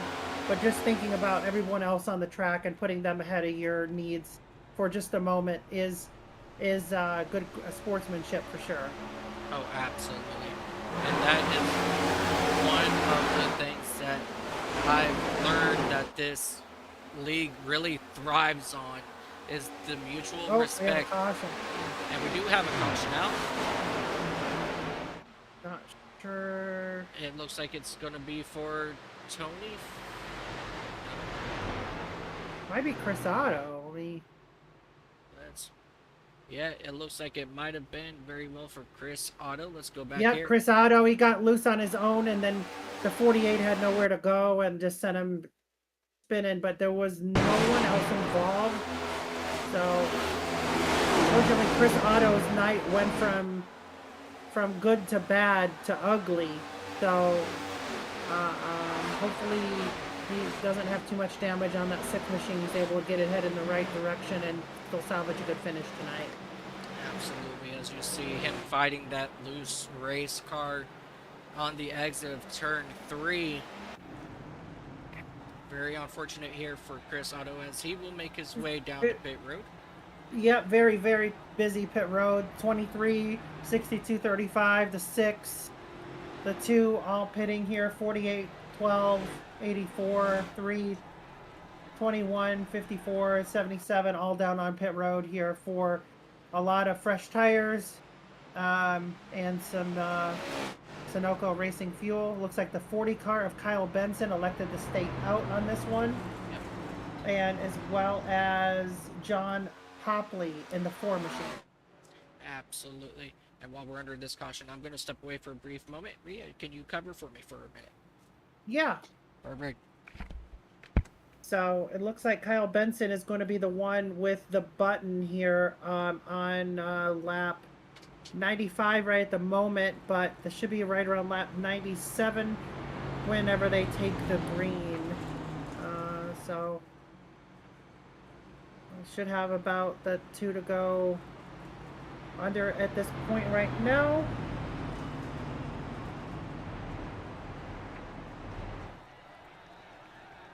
Fortunately, it does look like some drivers stayed in the pits, including James Bowles with that damage to the 24 machine.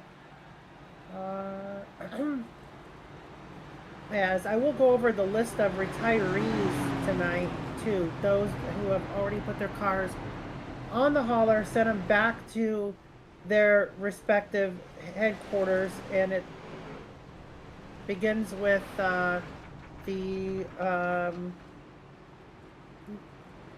number 41 of Tony Fry. He is unfortunately on his way back to headquarters. Angel Hernandez has significant damage as well. I don't think he's going to be back on track in the 45 car. Matt Metler has called it a day. He is on his way back as well. The 66 machine of yours truly. My team is heading back to the MBM's Garage 66 headquarters as we speak. Alan Bergen out for the night. Alyssa Sharp is out. Scott Trusty, Jeff Weimer on the hauler. He got caught up in that really early wreck on lap 7. Brian Treadwell, Zach Phillips Sr., Chris Bishop, Eric Jorgensen, Isaac Wilson, Eugene Thorney, Emily Urias, and Jacob Treat all heading home. So almost half the field involved in something or another tonight as we are back to green. Kyle Benson with that nice restart as Charles Roberson is going to try at least to stay in some sort of competition pace here for the 40. But Kyle Benson is a fantastic race car driver and is a good real man out there. Kyle Benson working actually full-time for Bill Venturini Racing on the ARCA side as one of the pit crew members. So a lot of knowledge about race cars, how they're set up, how they handle. I'm not sure if he gets any live racing time behind the wheel of a race car, but Kyle Benson definitely knows a lot about race cars, and he shows it here tonight, here in ISNF, as he has already won some races in this Cup Series, so he's not foreign to the idea of going back to victory lane. Absolutely. Kyle Benson out front with 2 wins here in the ISNF. And as you said, with him still being pretty young, still at the age of 21, you never know when a door could possibly open for him to get behind a wheel of a race car at some point. Yeah, you never know. I mean, it just takes the right sponsor and the right opportunity. I'm sure one day maybe he could possibly practice in one of those Bill Venturini cars, and we might see Kyle Benson out on the track himself. That would be something really fantastic to see, and it would not be the first time an ISNF driver has gone on to race in NASCAR, believe it or not. Who was the other lucky driver? Blake Lothian is a current ARCA driver, and he's actually going to be featured. We have a pass for the lead. I don't want to discount that. The 42 of Dylan Basin has now passed Kyle Benson for the lead, and that was the driver that Chris Otto was in fear of getting back up front, is Dylan Basin. He is fantastic at most tracks. He has a very high I rating, and yeah, Blake Lothian is actually he is featured in the new video game NASCAR 25 as the 40 car tries to look back to the inside of 42, just cannot make anything happen. But Blake Lothian has made it a couple of truck series starts, actually I think 3 or 4, and races full-time in the ARCA West series as we speak, and he's a good friend of mine. We've actually sat in the grandstands in New Hampshire and watched a race together back a couple of summers ago. And he's actually out of Wellesley, Massachusetts. But yeah, races in the ARCA West series. So he's far from home, but he's having fun and he's enjoying it. And Another driver who hasn't quite made it to NASCAR yet, but does race believe he's racing Legends. He started in Bandoleros. He races in the Legends series now down in southern Georgia, and that would be Austin Cook, our season 1 ISNF Cup Series champion. He's moved on to race there. So, and we've also had some retirees. Hermie Sadler has got over 25 starts in the Cup Series as well. So we've Nice. had, we've had some pretty cool people. I know.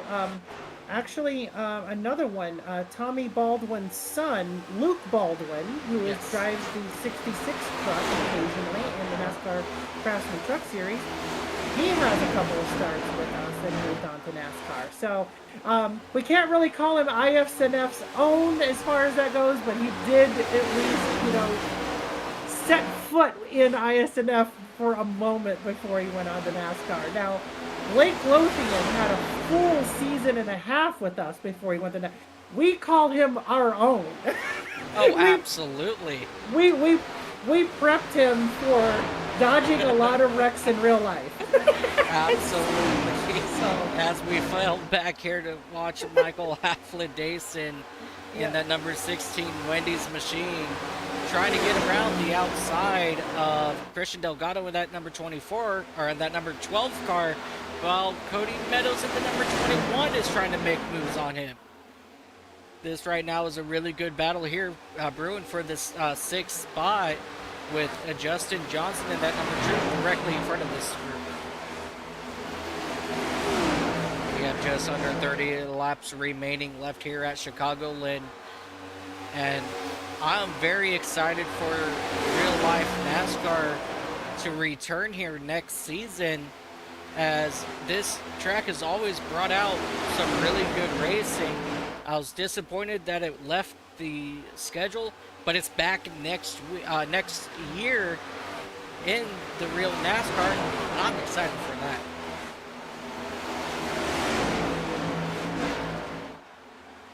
As you see them start to get settled down down here for those 5th through 10th, but they're still running nose to tail. Could throw a little blanket over there. As we have awesome racing going on.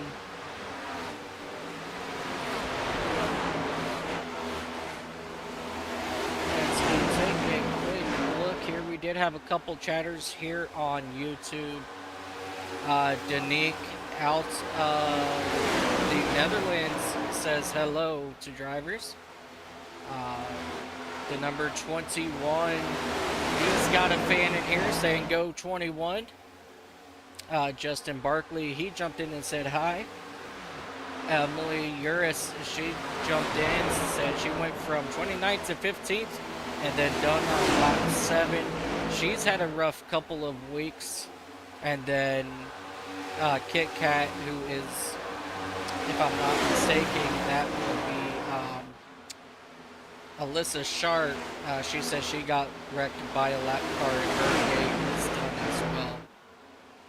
So that is very unfortunate for those drivers there. As we look here,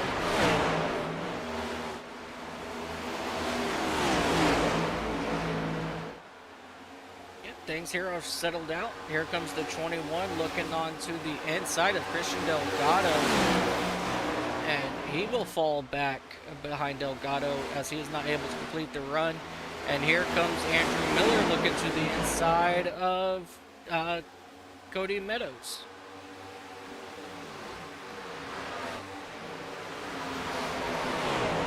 Things have settled down here with just under 25 laps remaining here in the Windy City 200. As we take a look here again at Dylan Basin in that number 42 machine for Legacy Motor Club. Again, Basin out of Lakeland, Florida. This is only his 4th start. He's already got 1 win. He's looking for that 2nd win. And he's been fast since he made his way here to the ISNF series. As you see, a decent amount of spaces got in between first, second, and third. And then we fall back here to Chris Robertson as he marches around in that number 20 for Joe Gibbs Racing. And he has a pack of 5 trying to chase him down for that number 4 spot.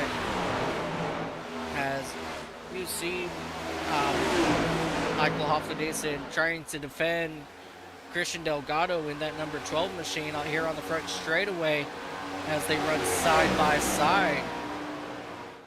Christian Delgado got a better run there in turns 1 heading down into the corner, and that will put him right in front of Haflidason as they exit turn number 2. The 54 hits the wall a little bit there as Cody Meadows tries to make his way back into the top 8.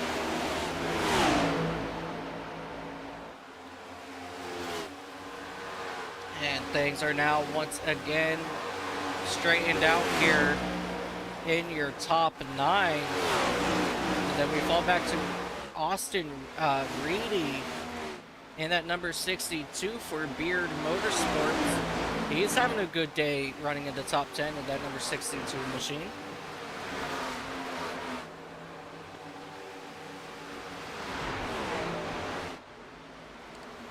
Let's go through the field, see if we can find some good racing. I got Joshua Grosso in that number 23 looking to the inside of John Hopley in that number 4 machine for Front Row Motorsports.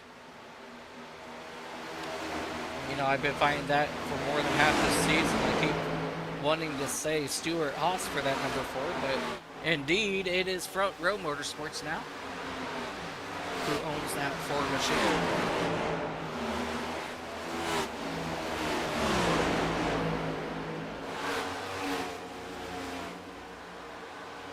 These drivers have really just let themselves get spread out now as we catch up here with Nick Miller and that number 99 jockey machines trying to make the ground back up to Dylan Basin.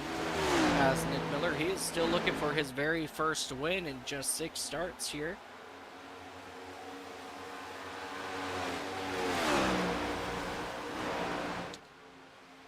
And I believe I did see Chris Otto. He is currently sitting 1 lap down, I believe I saw. So he's hoping for a caution so he can get back on the lead lap and then try to make his way back towards the front of this field. 16 laps to go now for your race leader of Dylan Basin, as he's continuing to dominate ISNF since he made his debut just about 4 or 5 weeks ago. And so Dylan Basin came stomping his feet around the place, and he's really showing his true capabilities here in ISNF.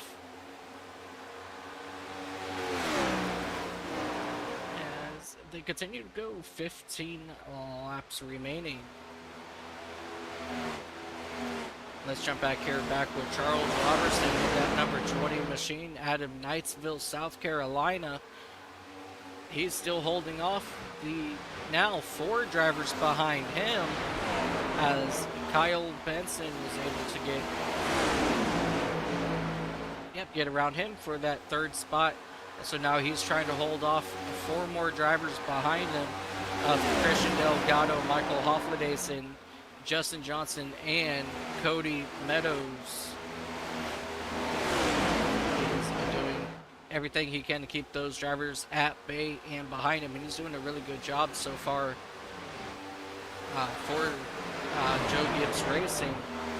As you see, Christian Delgado starting to get a good run on him out of turn number 4, as you see Kyle Benson in that 40 come down pit road.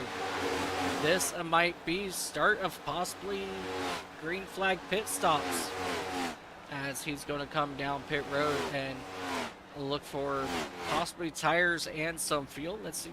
Go ahead and watch here and see what he plans on doing. As he goes too far and has to back up in his pit stall. And he is getting right side tires as we speak. Drops it, comes back around, getting the left sides. He is going to get 4 fresh Goodyear tires and then make his way back out on track. So here we are with 12 laps to go, and we've already had one car go ahead and come down pit road for the final 12 lap dash here.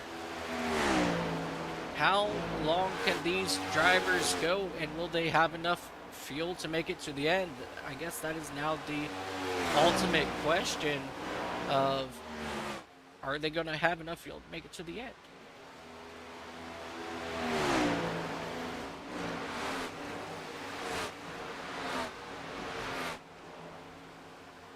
And Dylan Basin continues to lead this field as he goes down into turn number 3 and 4, keeping his nose clean.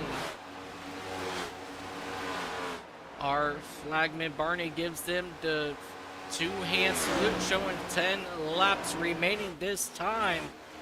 10 laps for Dylan Basin. He's come out fighting since the beginning, and he's really showing that he's got what it takes possibly to be a championship contender for the end of this season. So I think he's going to be one that we have to watch all season long. Major smoke there out of turn number 4, and we do have a couple more drivers who come down pit road. Philip Manzo's come down pit road. As you see, Dylan Basin comes out of turn number 2 here, gaining on the number 24 machine. He's looking to put him 1 lap down now.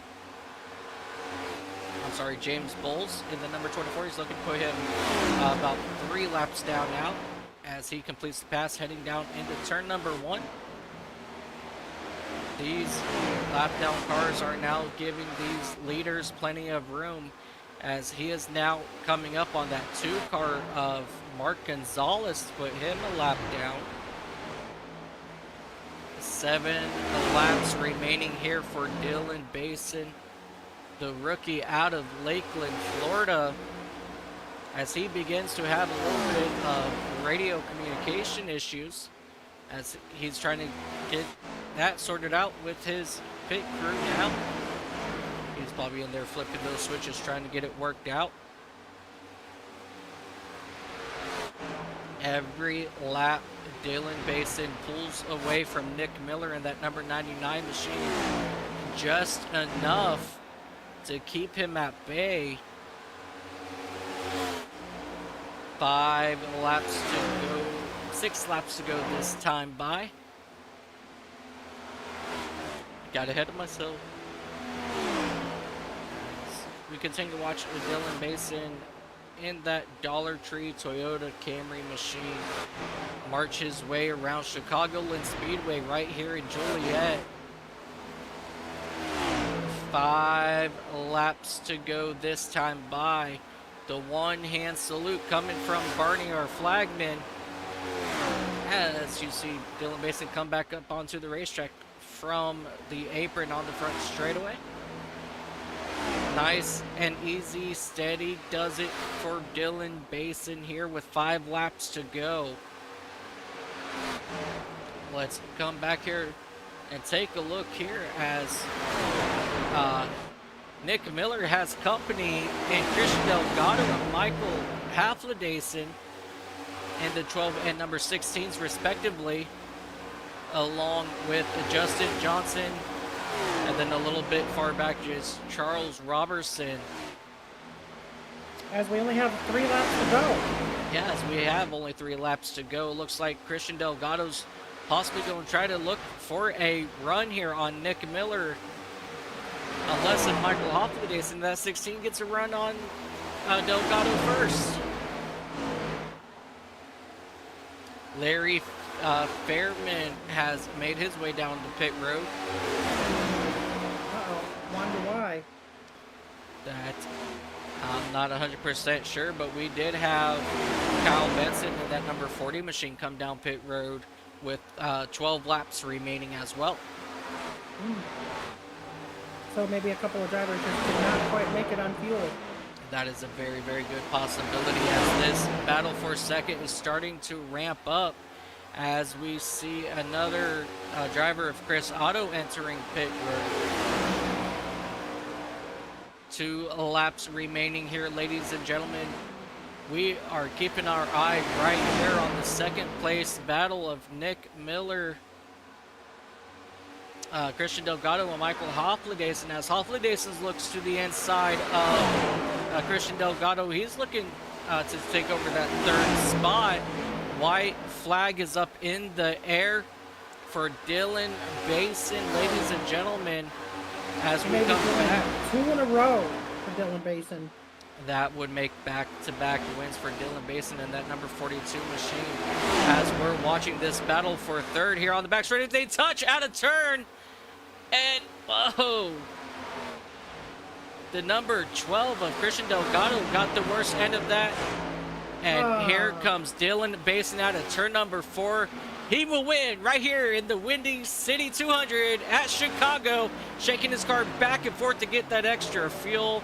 Second place will be Nick Miller, followed by Justin Johnson. He slipped by Michael Hofflidason and the 12 of Christian Delgado on the final lap there. As we see a little extracurricular activity out of the 54. I think that was just an innocent mistake. But Dylan Basin, he is on the back straightaway, getting some love from his competitors. I do not think we are going to see a burnout from Dylan Basin today, as he ran out of fuel at the start-finish line. Yep, so we got Dylan Basin coming home with his victory number 2 of the season and of his career. Nick Miller, P2, Justin L. Johnson, P3. We will be interviewing all 3 of these drivers here momentarily. That is awesome to hear. Unfortunately, last week we did only get to interview just one, so we'll see who all pops up here in the winner's circle today. And hopefully we will get word with our race winner this week of Dylan Basin.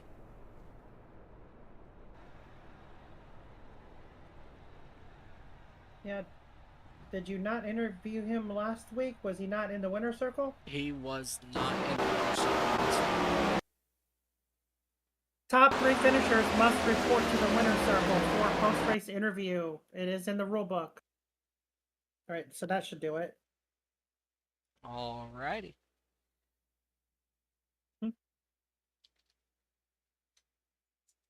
So we just wait on that. Oh, we got our There our is- winner now. Yep, there he is. I'll go ahead and drag him in then, and I'll let you take the lead on this one. Alrighty, ladies and gentlemen, the driver of the number 42 Dollar Tree Toyota Camry, your race winner, back-to-back wins, Dylan Basin. Dylan, you just arrived on scene just 5 weeks ago, and you have made big noise here in the ISNF. How are you feeling about your win today?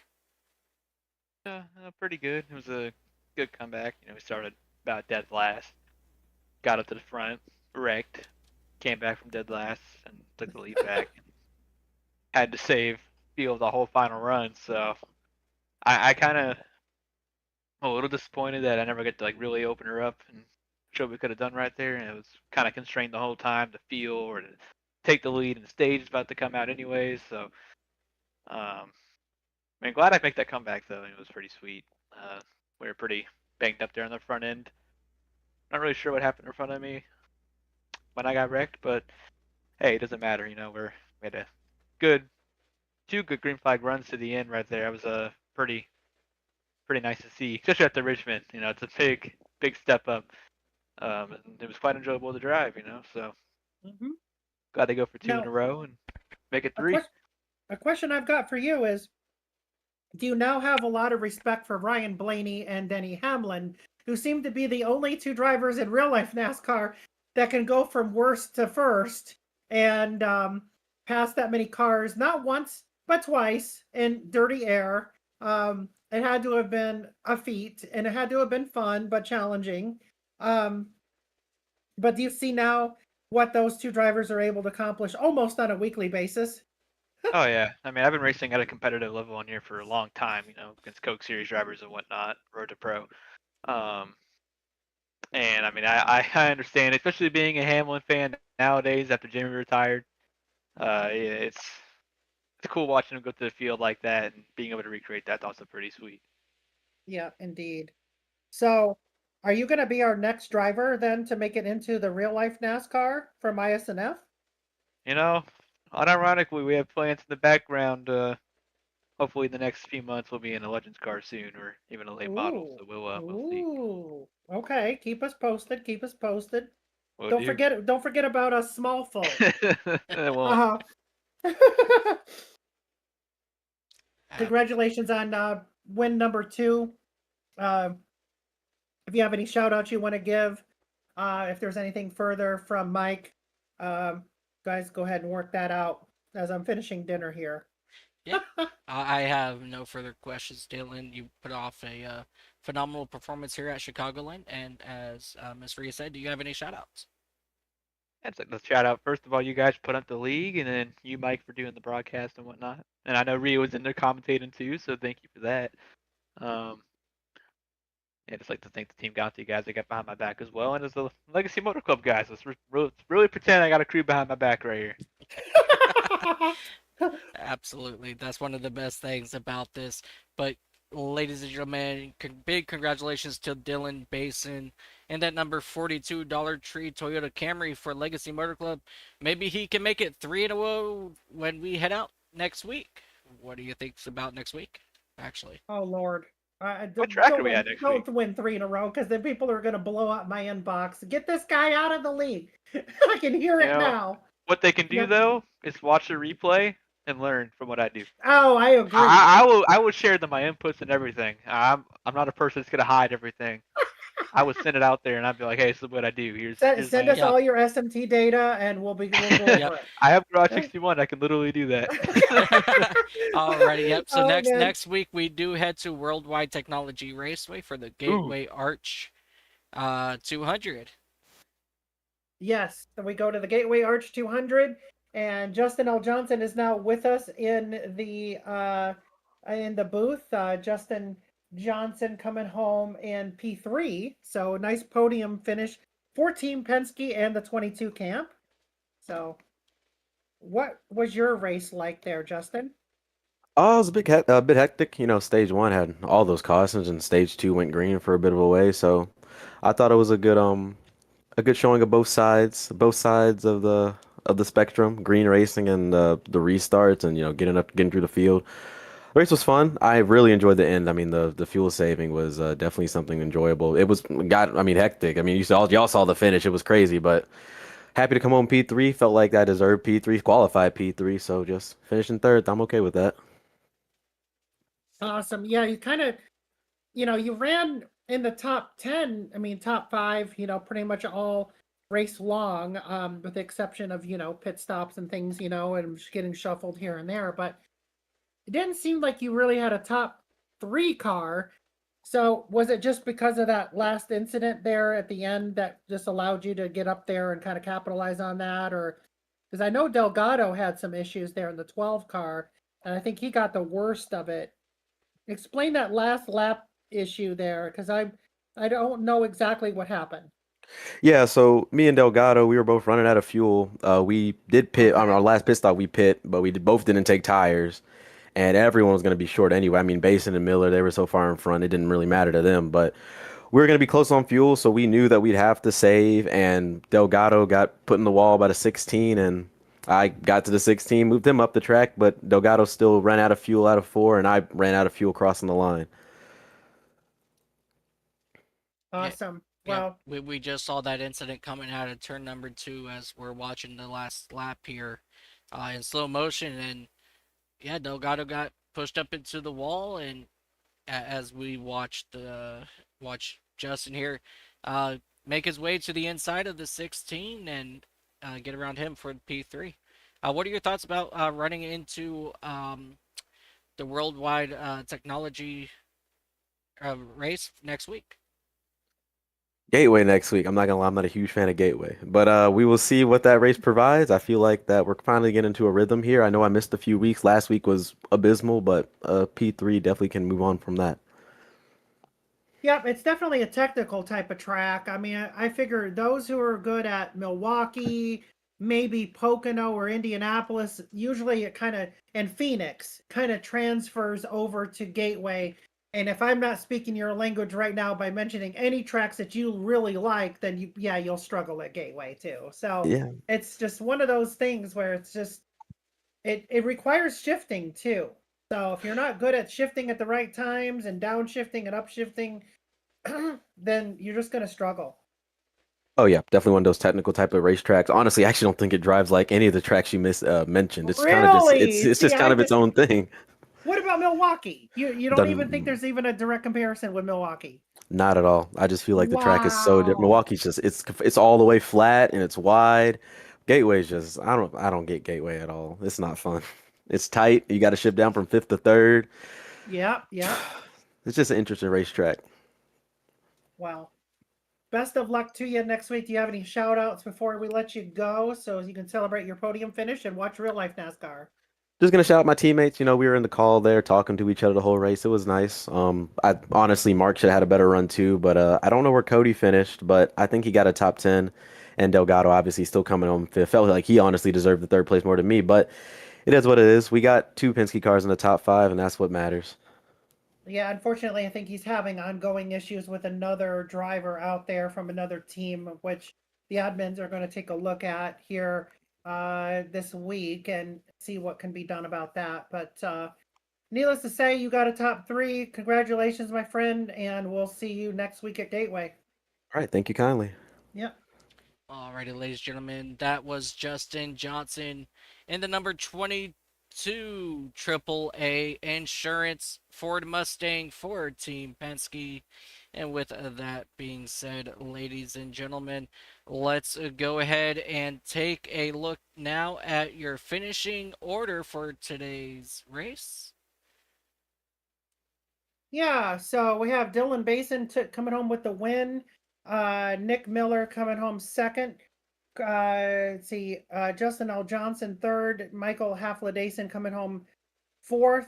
Christian Delgado with that top five finish. He also says that the broadcast is on replay right now. He's not sure if that is what it's supposed to be or not. It's on instant replay mode right now. Charles Roberson coming home sixth. Cody Meadows seventh. Austin Reedy with a good finish in the 62 car in eighth. Danny Solo grabs the top 10 in ninth, and Andrew Miller rounds out your top 10. Matt Sisseler comes home 11th in his debut here at the ISNF Cup Series, and then you got Josh Grosso coming home 12th. Craig Lautenslager with a 13th place finish, and Joey Maines 14th. Chris Van Maastricht with a 15th position finish. That's actually his second 15th place in a row, I do believe. Bob Wyckoff 16th. Mark Gonzalez had a strong race car all race long, and somehow just it comes home 17th. Kyle Benson 18th. He was another contender there. Ran out of fuel there toward the end, and just didn't have enough to make it happen. Philip Manzo 19th, and John Hopley round out your top 20. Chris Otto 21st. He was your pole sitter and your second stage winner. James Bowles, he got some wheel damage there up in the wall. He comes home 22nd. Larry Fairman 23rd. Mike Iskandar 24th. Wesley Riddle in that 87 machine, he comes home P25. Tony Fry and Michael Gervey, Angel Hernandez, Matt Metler, and yours truly, Rita Ferris, round out your top 30. Alan Bergen subbing in the 19 machine tonight. He comes home 31st. Alyssa Sharp, 32nd. Scott Trusty subbing in the 5 machine for Steven Sear. He is coming home 33rd. Then we start running into those drivers who were involved in that lap 7 crash, got wrecked out early and sent home to their headquarters respectively. Jeff Weimer, Brian Treadwell, Zach Phillips Sr., Emily Urias, Isaac Wilson, Jacob Treat, Eric Jorgensen round out your top 40. And then you've got Chris Bishop and Eugene Thorne all being wrecked out very early, didn't even have a chance in this one. And it's a night that they just as soon forget. So with that, I guess we're going to put a happy red bow on this one here at Chicagoland. Any final words from the number 1 spot in the booth? No, your league once again put on a fabulous race right here on the iCast Racing Network. Thank you, big shout out, thank you to Chicagoland for allowing us to use the facility tonight. Thanks to iRacing to give us a place to call home, and a big shout out to the iRacing Sim NASCAR Fever Series for allowing us to put on the show here. Great racing. We'll look forward to next week when we go to Gateway. That's all that I have. Rhea, do you have any final words? Not at all. Just happy racing, and I know the Real Life Cup Series race starts here momentarily at Daytona. So wish those drivers the best, and hopefully Ryan Preece does not catch any airtime tonight. Absolutely. The last 2 years he's got airtime at Daytona. So with that being said, good luck to all the NASCAR Cup Series drivers. Stay safe, have fun, and that will do it from us right here on the iCast Racing Network. On behalf of Rhea Ferris, I am Mike Taylor signing off. Happy time zones, and see you next week from Gateway. This has been a production of the iCast Racing Network powered by iRacing. Thank you for your continued support. Don't forget to like and subscribe for notifications for all of our live events right here on YouTube and Twitch. We'd like to thank SDK Gaming for their production overlays that makes this event enjoyable. Until next time, happy time zones.